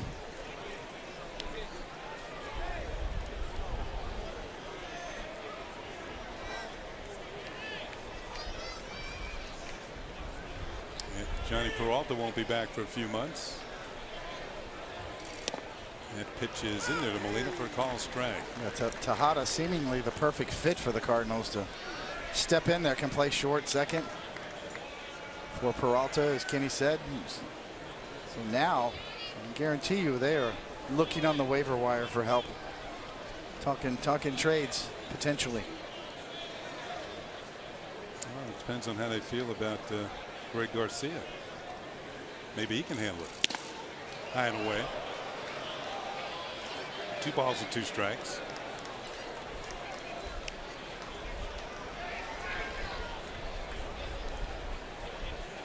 The team that sustained so many injuries last year and still won 100 games.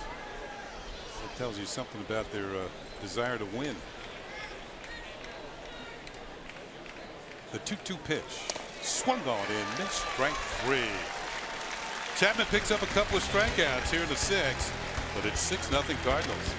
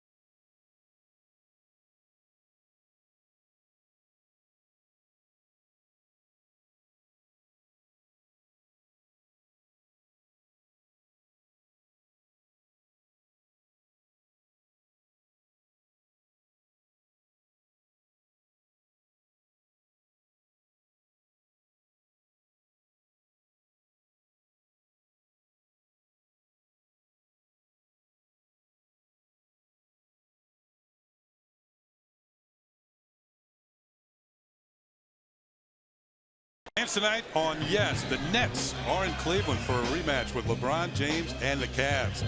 Coverage begins at 6:30 with the Verizon Fios pregame, and then tomorrow the Battle of the Boroughs is back as the Nets take on the Knicks. Coverage begins at 7. Watch the Nets on Yes and streaming live on Fox Sports Go. That's for all you Hoops fans out there. New pitcher for the Cardinals is Jonathan Broxton, and he'll face Dustin Ackley. He's had one at bat and struck out. Broxton, a veteran, and the first pitch is lifted in the air to center field for Tommy Pham, and he'll make the catch for out number 1.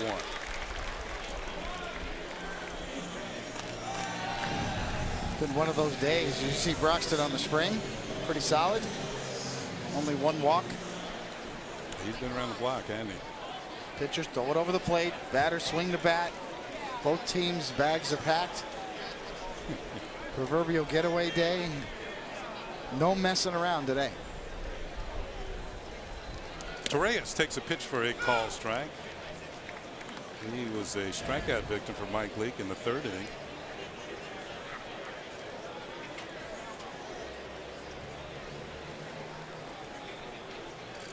Ball is fouled off, and quickly it's no balls and 2 strikes.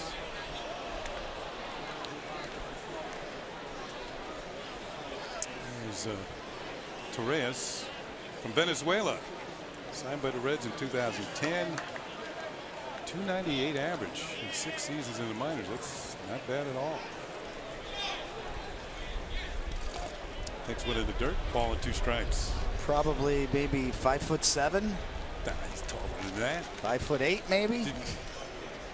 I'm not sure what he's listed at, but I'm not buying it. But he's quick, versatile. Play all over the field. You know, we can look that up. Andy Stankiewicz like. The 1-2 pitch is hit in the air to center field.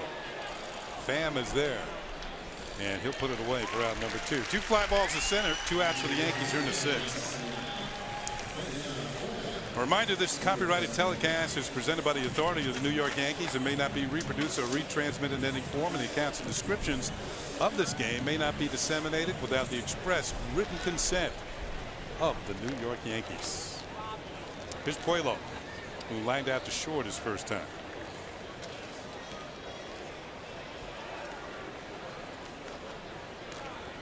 And he'll take one low and away for a ball.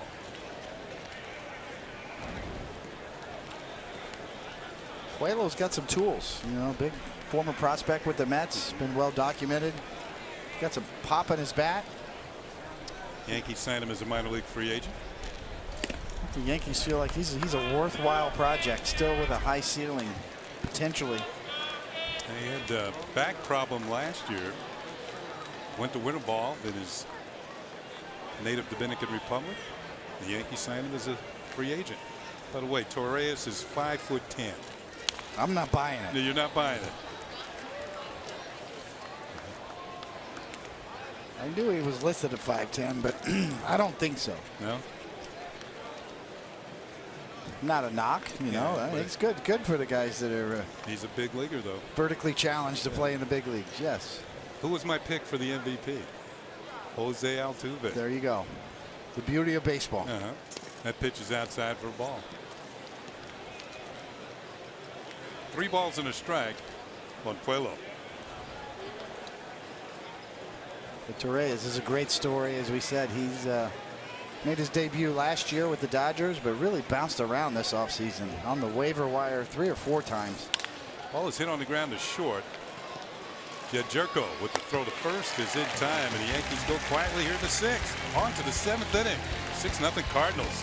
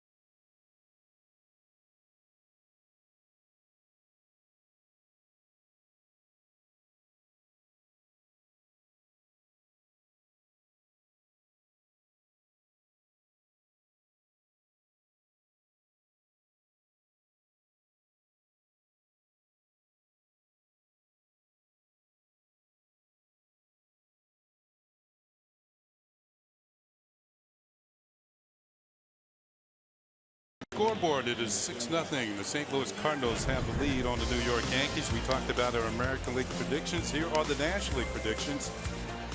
Let's go with the Mets in the East. We all went with the Cubs in the Central. And David and Meredith went with the Dodgers in the West. I went with the Giants.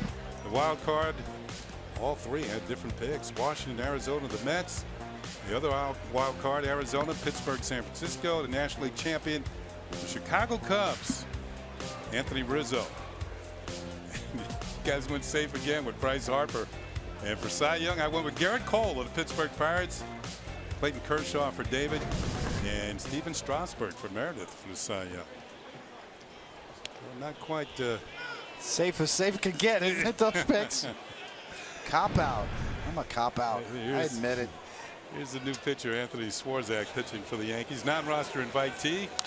And the first pitch is pulled foul by Garcia to make that the second pitch, and the count is 0-2. So do we have our World Series winners? Meredith, you have your World Series winner?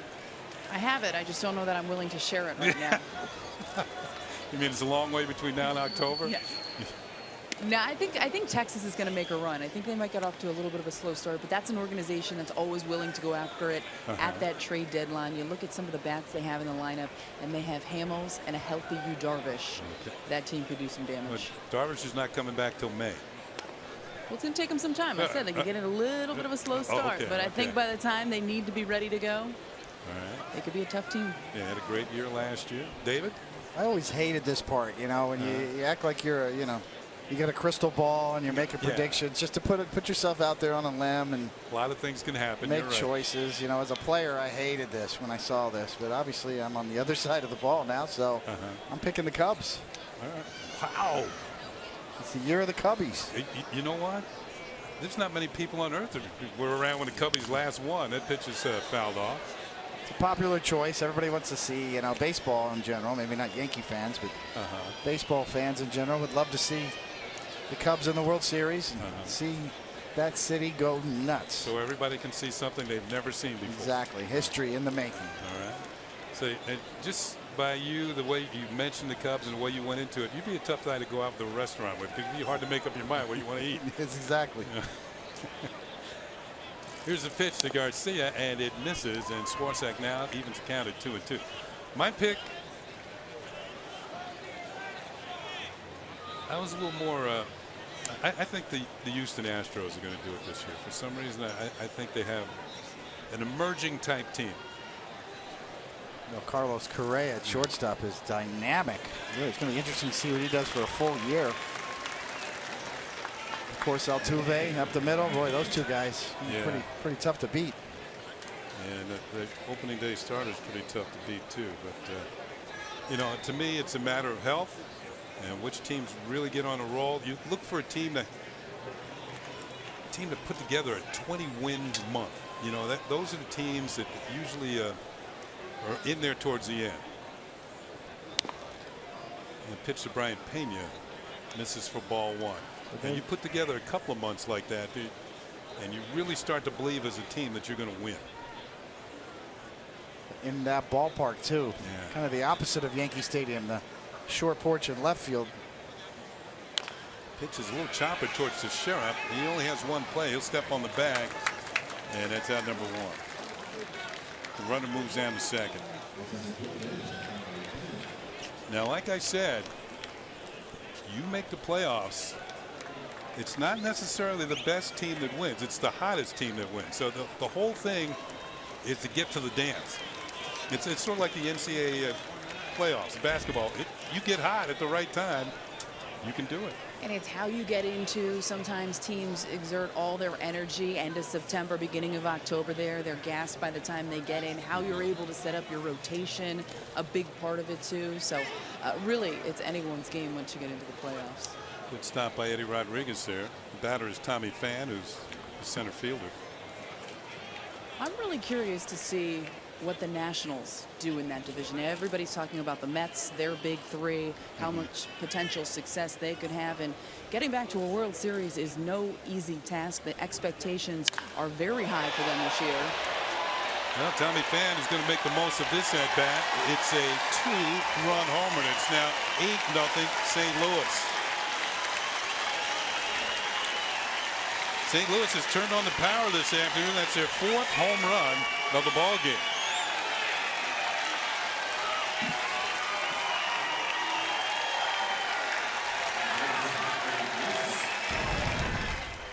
I'm not sure if you can blame this one on the wind, because this one is way out of here.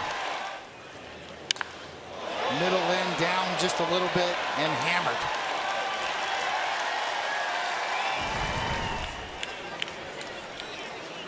Pham goes bam. Jacob Wilson, the hitter. He's in the second slot now, and he'll take a pitch low for ball one.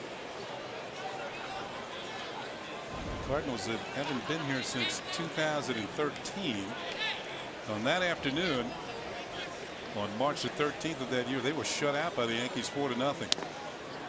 It's working in the other direction today. It's 8-0 St. Louis.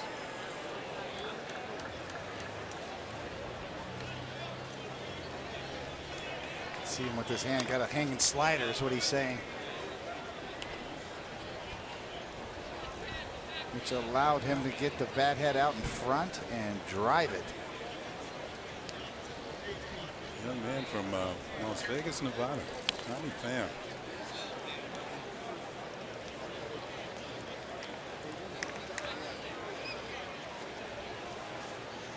kind of a nice story. 699 career games in the minor leagues. Over 2,000 at bats before he got a chance at the big leagues last year. Pitch is high for a ball to Wilson. Those are the great stories, without a doubt. The luck factor, riding the buses, right out of Bull Durham. Yeah, Johnson City, Quad Cities, Batavia, Palm Beach, Springfield, Memphis, finally St. Louis. Ground ball through the right side, a base hit. So Wilson 1 for 1 on the afternoon.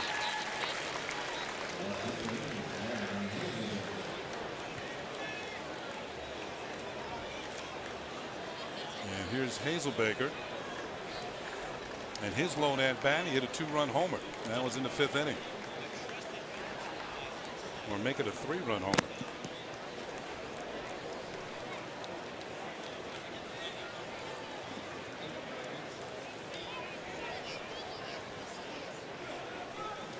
Man on with 1 out. And the first pitch is in there for a call strike, according to the home plate umpire Nick Lentz.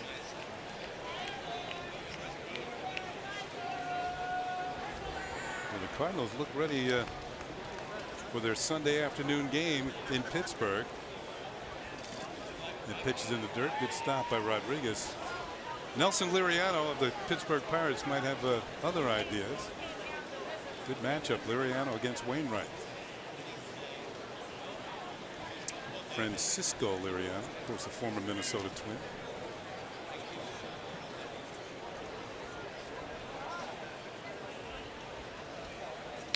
Fouled back by Hazelbaker.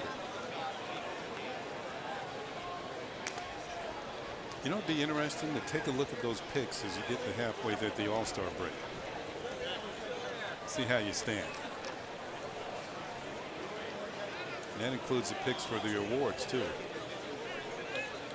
I think we all agree, too, that Manny Machado in Baltimore potentially has a big season ahead of him. Another base hit for Hazelbaker. He's got a single to go with his home run. Just so impressive. You know, every at bat we've seen down here in spring training, boy, he just looks like he's ready to take the next step. I think, Kenny, you said it very well, that all the doubles he hits are kind of turning into home runs now, and the production and the confidence. Just a great young talent. Yeah, early in his career, I think he had a 50 double season, and he was barely 20 years old. So you figure he's going to learn the pitchers. When he gets those 2-1 counts and he's hitting the ball hard instead of doubles, now they're going to go out of the park. He's a little bigger and stronger. Speaking of big and strong, here's Matt Adams. Adams is now the first baseman. Another guy we're very impressed with, wouldn't be surprised, is Chris Archer in Tampa. Just a very impressive young pitcher on and off the field, the way he's becoming a leader down there. He's my pick for the Cy Young this year. He's going to be the opening day pitcher for the Rays. They face the Blue Jays at Tropicana Field. Matt Adams, like Matt Holliday last year, out with a quad injury. Both of them missed some time. Swing and a miss. Now, unlike some of the other #1 picks for the Cardinals that did pretty well, Matt Adams was a 23rd round pick at a Slippery Rock University. While he was at Slippery Rock, he was making a name for himself. His junior year, he hit .495. He fouls one off. Couldn't get anything by him. That's like a little league batting average. 2 on, 1 out for the Cardinals. They have scored 2 more here in the 7th and lead 8-0. It's been sort of a one-sided ball game this afternoon. From Slippery Rock, he drinks Rolling Rocks. Yeah.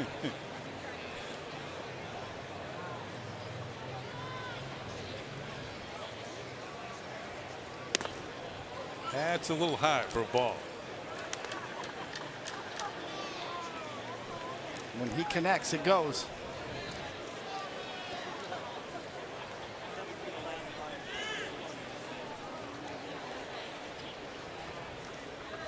Swarzak trying to get out of it here, and pitch is fouled off into the Yankee dugout, has him scrambling.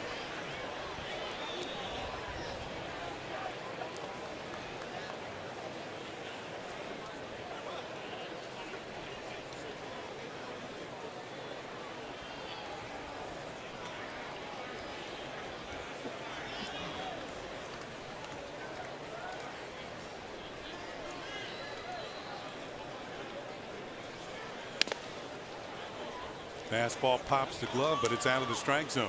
And the count is run full 3-2.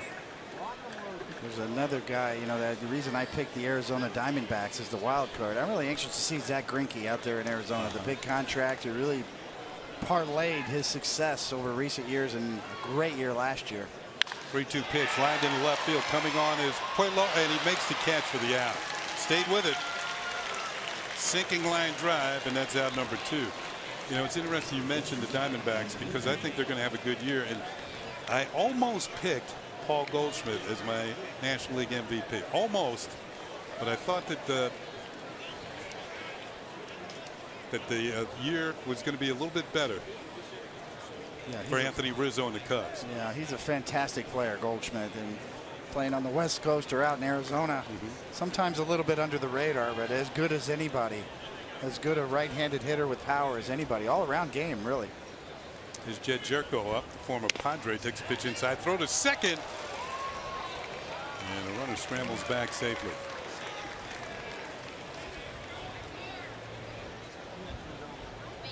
I just think, you know, to a certain extent, I am on the Cubby bandwagon.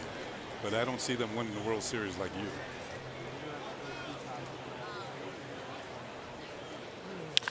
Pitch hit hard, and it's going to get through for a base hit. Rounding third, coming on home to score, and it's now a 9-0 game as the throw is over the catcher's head. The runners move up on the throwing area. So it's now a 9-0 St. Louis lead as Jed Jerko drives in a run.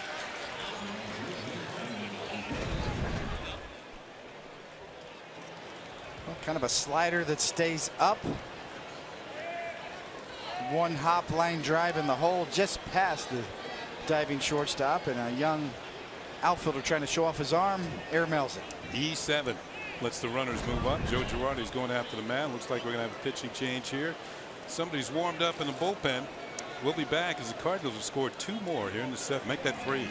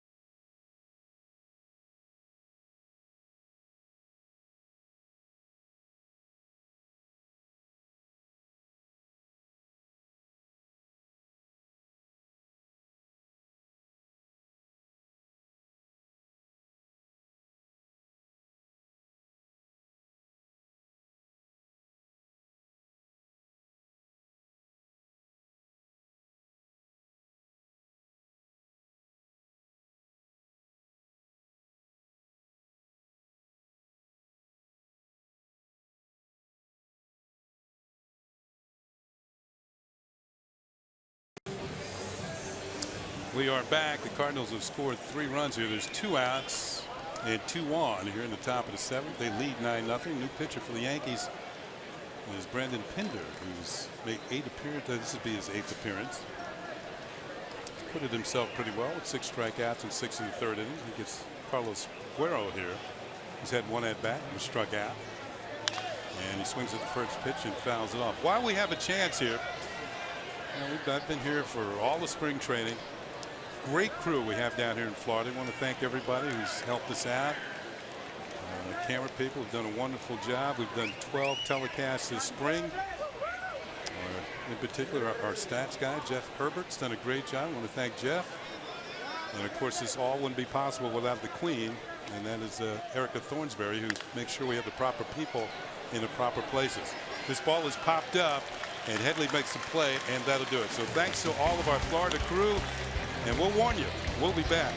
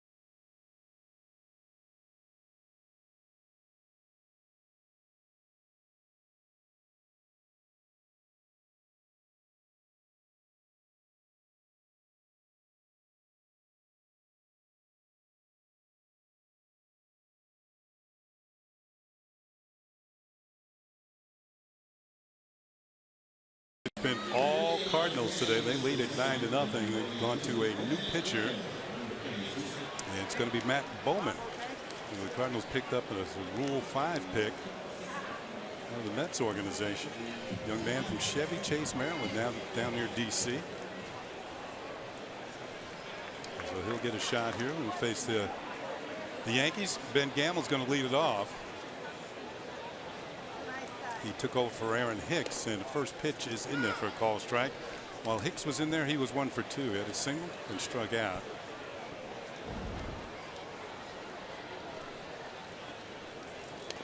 And that pitch is in there for a strike, 0-2. So obviously Bowman, as a Rule 5 pick, still here. Has to stay on the team or otherwise be offered back. So another big appearance for him.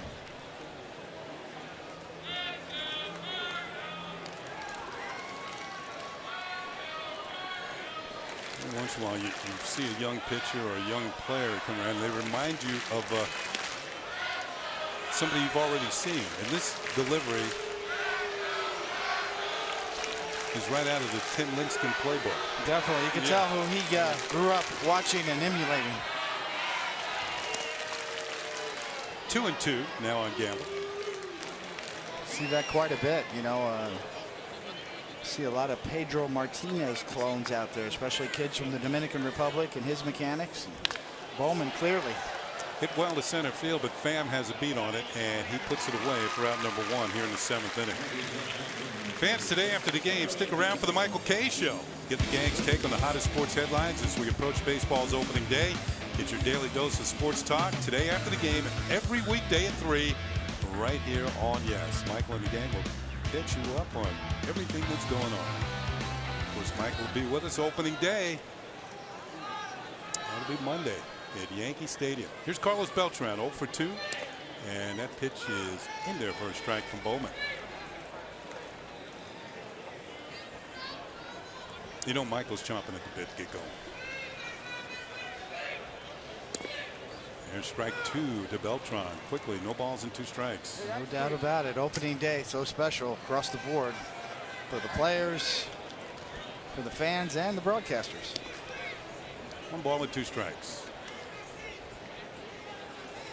Production guys, directors, everybody. Yeah, everybody wears their best suit and tie on the opening day. Might show up in the tux this year, David. How about you? Pitch is lined in the right field, and that's going to be a base hit for Beltran, who's now 1 for 3.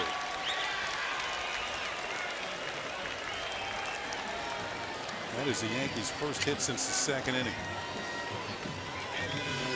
Go all the way back to Brian McCann's single in the 2nd. Here's Alex Rodriguez. Grounded into a double play and grounded to short. He's 0 for 2. So after today, the curtain will come down on spring training.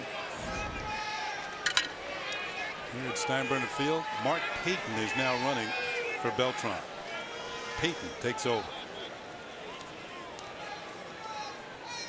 A-Rod fouls it off to the right for strike 1.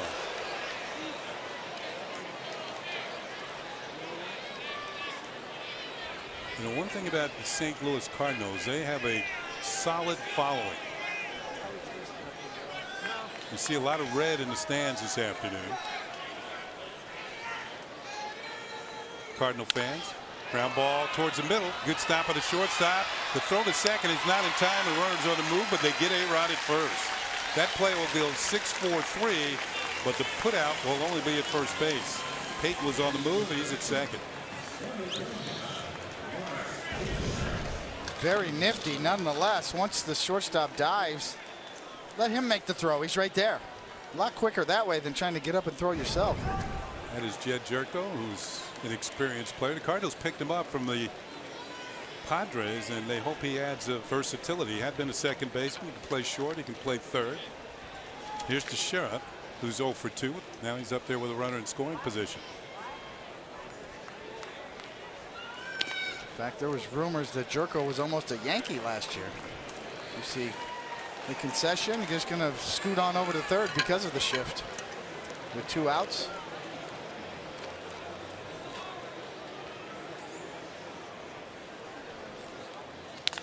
Ball is hit in the air towards left field. Hazel Baker's there. That was defensive indifference, by the way, that had Payton going to third. So that's it for the Yankees. A hit and nothing else. Yeah, it's time to get out of Dodge. Yankees headed for Miami after today.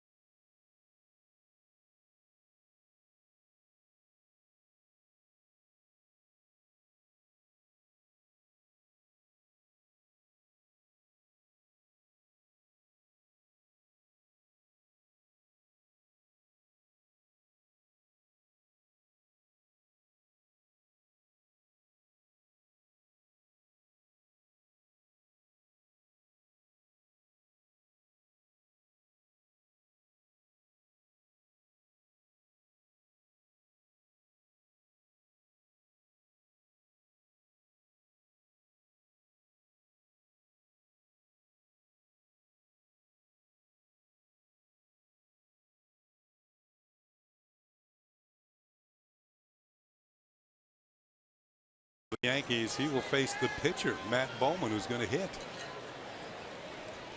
And Bowman has taken a strike, so Pinder jumps ahead on the count. Takes another one. 0-2.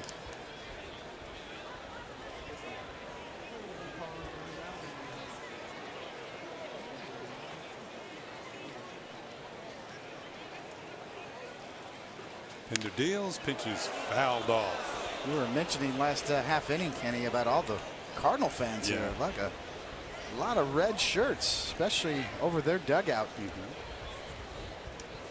Well, for you younger fans out there, at one time St. Louis was the furthest team west in the major leagues.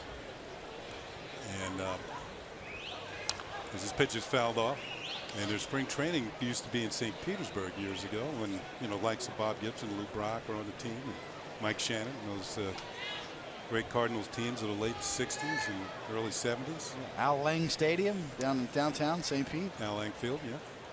And that's actually played games there too. Here's the pitch, and it's hit near to right field. Payton is there, and there's going to be one out. But as I was saying, as we get to that in just a second, well, fans, this April, the skipper is back for another season of the W.B. Mason Presents the Joe Girardi Show. And that'll be right here on Yes. Every week, get Joe's take on the team and go inside the mind of the manager with new features, including player Q&As and Joe's top 5 plays of the week. The new season premieres Sunday, April 10th, only on Yes. I was saying St. Louis was the furthest team west, and they had a big 50,000 watt radio station. This pitch is fouled off by Garcia. Coming over is Headley, and he can't make the play near the top. That's a foul ball. And that KMOX could be heard as far west as Wyoming, up in the mountains. So the Cardinals built a great fan base before the expansion of baseball, further west of the Mississippi. And they still have a lot of Cardinal fans through Oklahoma and Tennessee and places like that. And they became a very popular franchise as well as a winning one. Garcia takes high for a ball. In fact, the Yankees, of course, are first with 27 World Championships. The Cardinals are second with 11. And you can go back to the days of the Gas House Gang in the 30s on into the years of Stan the Man Musial. Very popular teams. That pitch misses for a ball, 2-1. And that's why they were able to build such a tremendous franchise. Very popular, still remain that way. They draw very, very well. Although St. Louis is not one of the bigger cities in the major leagues. They're not Los Angeles, Chicago, or New York, or Houston. But they draw well. Beautiful Busch Stadium III downtown. Just a few blocks away from Old Busch Stadium, where that used to be. Pitch is high, and Garcia draws a 1-out walk.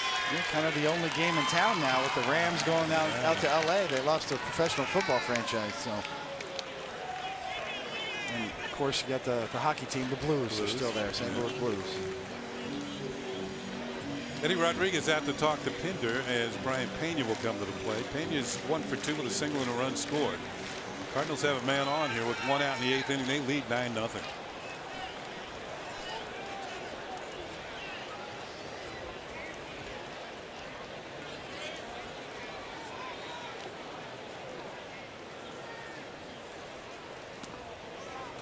That pitch is low for ball 1. We mentioned the Yankees move on to Miami. Now tomorrow night, Nathan Eovaldi will get his final tune-up for the Yankees, and he's in there against Jose Fernandez, who is getting his final tune-up for the Marlins. Yeah, former teammates. Yeah, it should be a good crowd.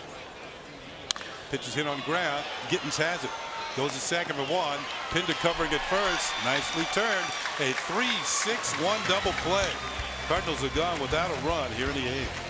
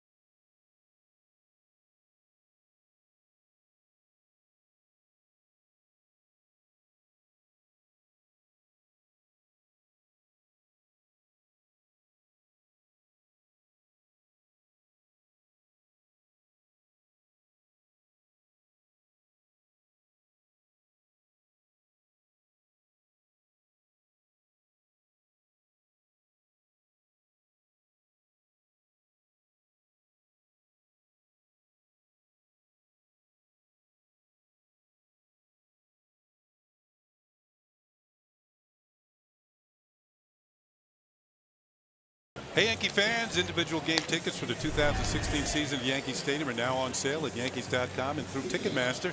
Get your tickets today to see the Yankees take on the rest of the American League, as well as great interleague matchups against the Mets, Rockies, Giants, and Dodgers. And you don't want to miss the 70th annual Old Timers Day on Sunday, June 12th. Purchase tickets, visit Yankees.com or call Ticketmaster at 877-469-9849. Of course, you get to go to Old Timers Day. David Cohn, he's serving. Well, he'll be getting people out.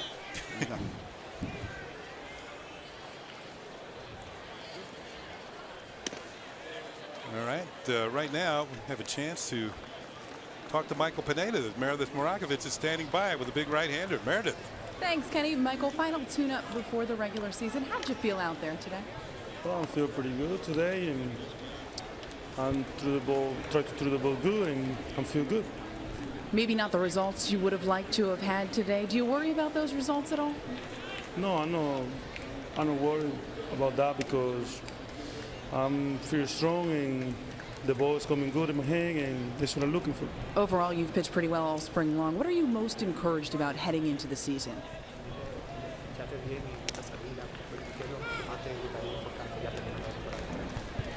Well, the season is starting soon, and it's not great outing. My life started here in spring training, and for me right now I want to be good focus on the season and try to do it the best in the mound and help my team every 5 days. Joe announced earlier in the broadcast that you'll start the second game against the Astros. How much are you looking forward to that? Oh, it's a big surprise for me, and I'm happy for that. And right now I want to keep my head on and working hard and help my team. Michael, thanks for the time. Send it back up to you, Kenny. Thank you very much, Meredith. Of course, Michael Pineda. Kind of a rough afternoon, but it all washes away after the day for him. He starts with a new slate in the second game of the season against the Astros at Yankee Stadium. Eddie Rodriguez hits one in the air to left center field. This is hit pretty well. Going back towards the wall, and this one hits off the top of the wall. Eddie Rodriguez just missed a home run, but instead he's at second with a two-base hit leading off the 8th inning for the Yankees.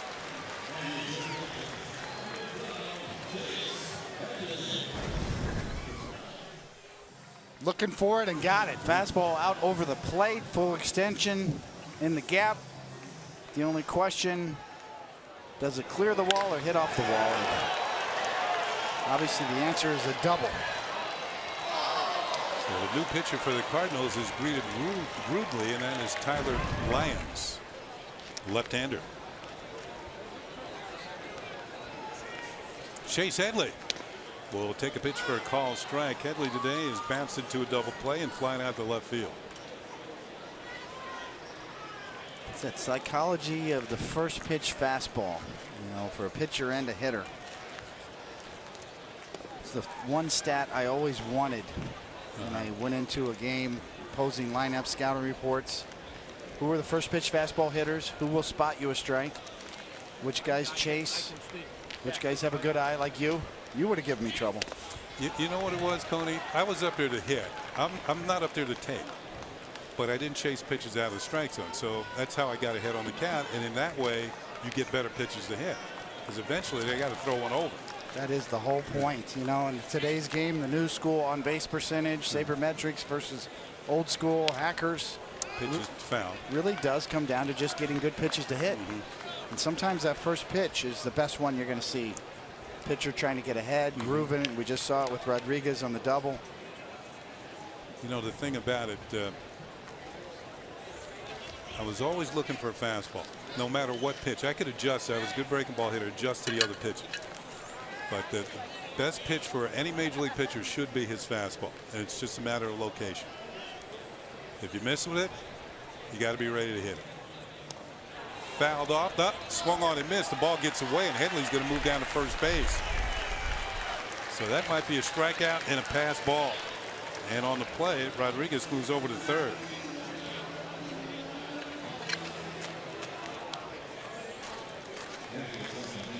And we're going to have a pinch runner at first base.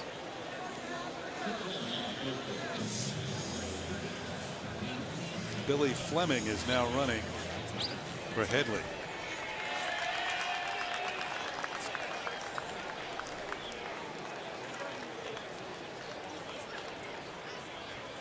I'm going to call that a pass ball. Strike out and a pass ball. First and third.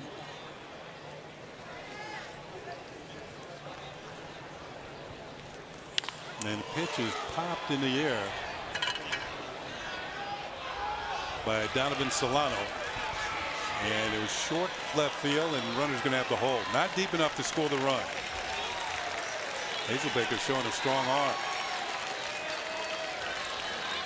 So Solano flies out. Runners do not advance.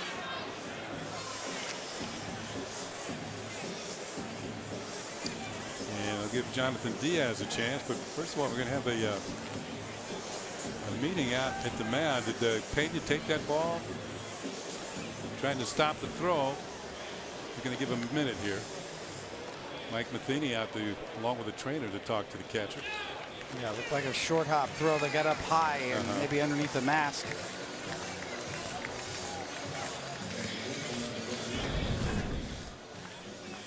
Get another look.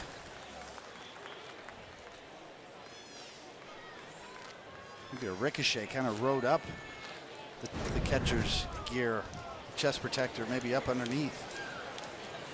So Jonathan Diaz will get a chance to put the Yankees on the scoreboard here. First and third and one out.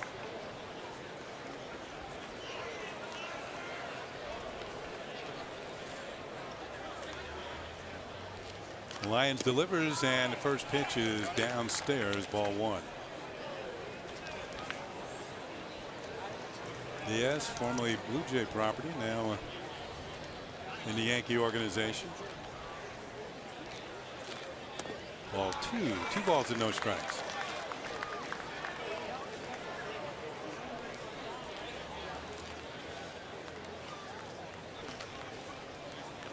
Yankee fans haven't had much to cheer about this afternoon. 3 balls and no strikes. Lions a pitch away from loading the bases.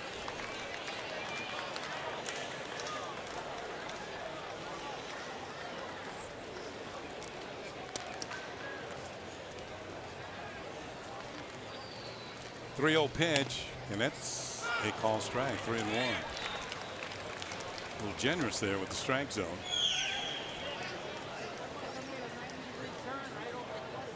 The old automatic 3-0 called strike. Anywhere close. That's not close enough. That's ball 4. The bases are loaded. Diaz walks, and will load the bases for Lane Adams. Adams, a chance with the bases loaded. As the Yankees try and get on the scoreboard here against the St. Louis Cardinals. Great spot. Got a left-handed pitcher. Nowhere to go. Wind blowing the left. Ball 1. Now he's ahead on the count. Lions going to have to throw one over eventually. No place to put Lane Adams.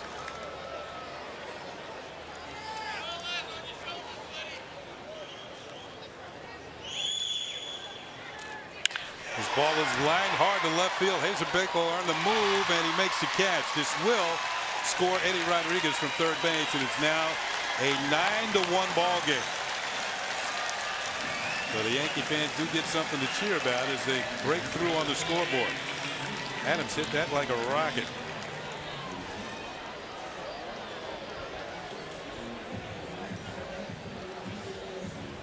I had the feeling the Lions was in the mode, just throw it over the middle of the plate and hope for the best. Yes, I mean Adams did a great job. Probably could have got more out of that. Just hit it so hard and on the line. Any lift at all, and he's got a grand slam. Here's Ben Gamel, and he'll take a pitch low for ball 1. Gamel is flying out to center in his lone at bat.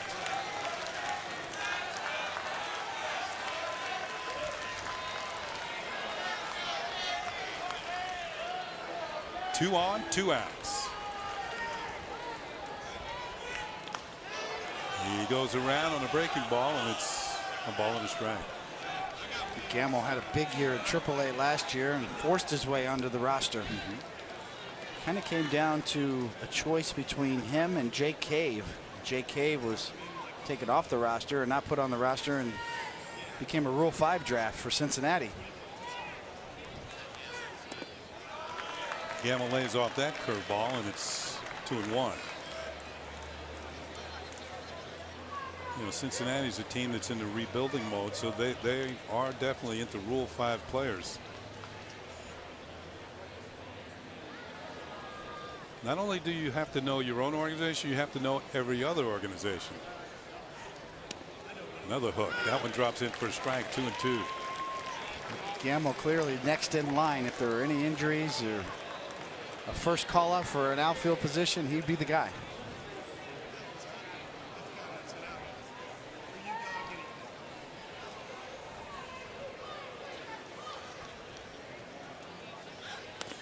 Stayed with the curve, and that misses. So the runners will be on the move with the 3-2 pitch with 2 outs. Fleming from second, and Diaz from first.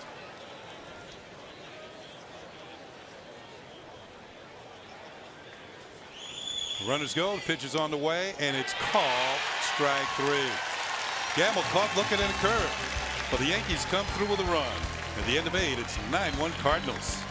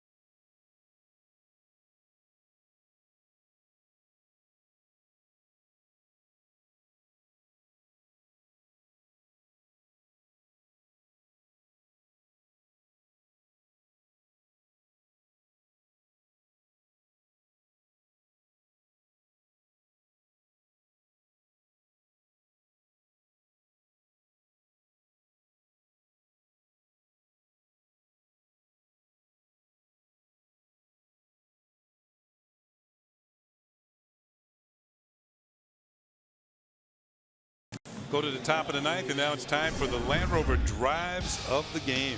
Yeah, nice day for a young right-hander Piscotty, a young Cardinal with a lot of talent. In the second, nobody on and 2 out, and then again in the fourth. Both of these off of Michael Pineda. Yes, the wind's blowing, but yes, they made loud sounds off of his bat as well. So a nice day. 2 solo shots from Piscotty. Land Rover drives of the game. Top of the 9th, new pitcher for the Yankees is Matt Tracy. And he'll get the top of the order to Tommy Pham, who hit a home run in his lone at bat. Takes a pitch in there for a called strike.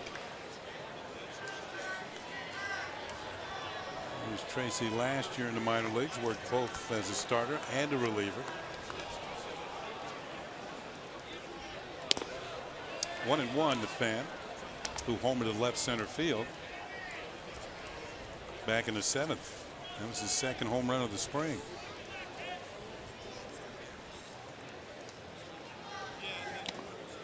Big swing, foul tipped. Well, that's strike 3, I should say. Pham is gone. Tracy strikes out the first man he faces. And Jacob Wilson will come to the plate. Wilson singled and scored his lone at bat.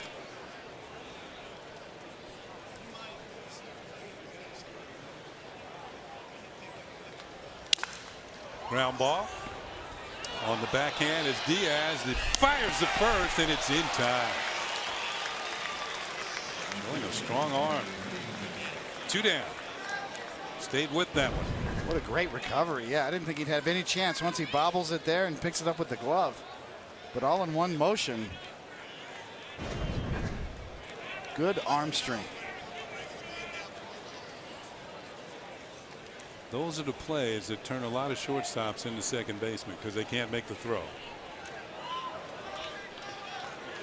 Here's Hazelbaker, who's homered and singled. He's 2 for 2. Takes a pitch from the left-hander over the outside corner for a call strike.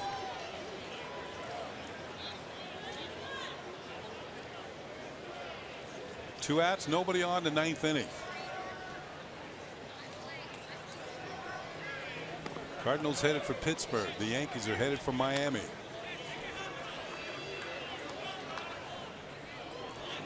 Mike Matheny there. Seamless transition to manager. Another former catcher in the dugout doing a good job. Yeah, no experience managing before he got the Cardinal job.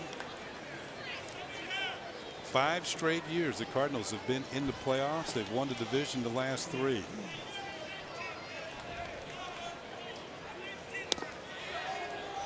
A ball and 2 strikes, or 2 and 2 now. Michael Pineda had really good stuff today, but also gave up 4 home runs. Mid-90s with his fastball, good sharp slider, so the stuff was there. It shows you how important location is. I mean, you got to get it to the right spots. Location, a couple fastballs out over the plate and up. Is there such a thing as a pitcher feeling so good he just feels I can just throw it up here and they're not going to get it? Sometimes you do. You start thinking more about arm speed and velocity than you do backing off and trying to hit a spot. But Pineda's arm strength was outstanding. Tracy strikes out Hazelbaker. 1, 2, 3 inning. Couple of strikeouts. Last chance for the Yankees coming up.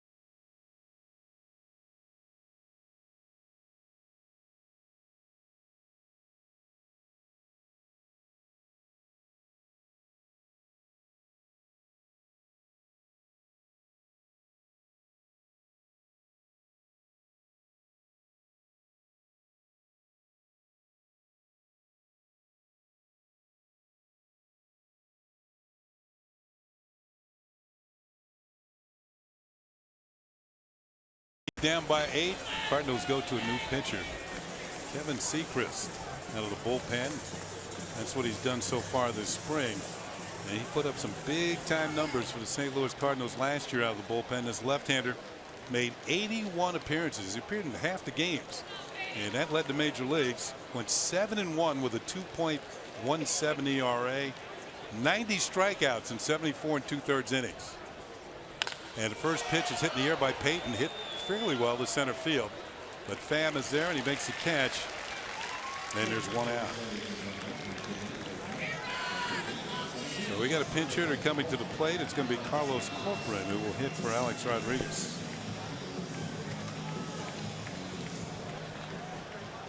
So Corcoran, who had been in the mix for the backup catcher job, that will go to Austin Romine. Sechrist deals, and that is in there for a call strike. Yeah, Corcoran had an interesting opt-out in that there's still a chance. Obviously, he's still here, but the Yankees can keep him for depth. I think they really like him defensively. If something happened, somebody got injured, he would be a nice veteran catcher to have to be able to go to.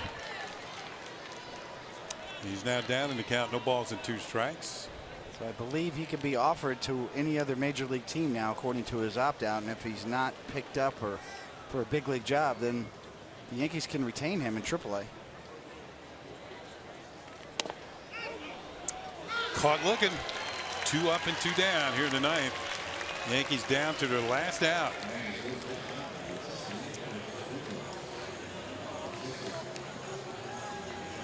And Chris Gittens will get a turn. He took over at first base for Mark Teixeira. This will be Gittens' first at bat.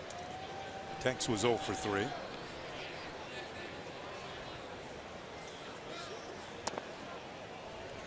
And Sechrist misses ball 1.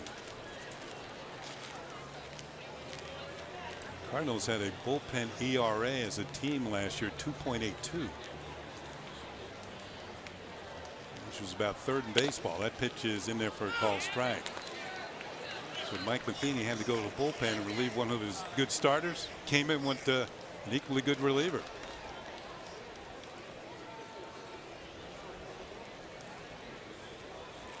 Curve is in the dirt. Gittens taking, and it's 2 balls and a strike.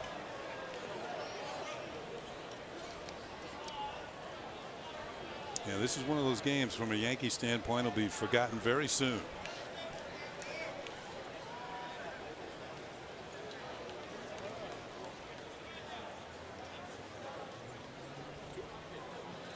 Swing and a miss.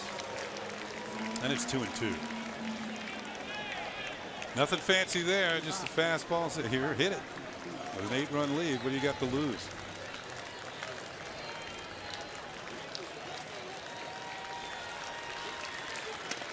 Check swing and a miss, and that will do it. Sechrist strikes out 2 of the 3 batters he faces, and the Cardinals come away with a 9-1 win. So it was all St. Louis today. They hit 4 home runs against the Yankee pitching, and they will head to Pittsburgh. It'll be a happy flight and a date with the Pittsburgh Pirates on Sunday afternoon to open the season. Let's take a look at the final totals here. The Cardinals 9 runs, 11 hits, no errors. For the Yankees, a run, 4 hits, 2 errors. The winner is Mike Leake. The loser is Michael Pineda. Pineda 5 innings, 7 hits, 6 runs, no walks, 4 strikeouts, 4 home runs allowed. Aroldis Chapman for the Yankees struck out 2 in his inning of work. And that'll do it. From George N. Steinbrenner Field, special thanks to producer Troy Benjamin, director John Wilson, Mike Webb, Woody Fryman, and our executive producer is Mr. John J. Filibelli. Join us again Monday for Yankees baseball. It's opening day as the Bombers take on the Houston Astros at Yankee Stadium in the Bronx. Coverage begins at 11:30 a.m. on the YES Network. Once again, the final score today, the Cardinals 9, the Yankees 1. For David Cohn and Meredith Marakovitz, I'm Ken Singleton saying so long, everybody. We'll see you next time. Have a good one.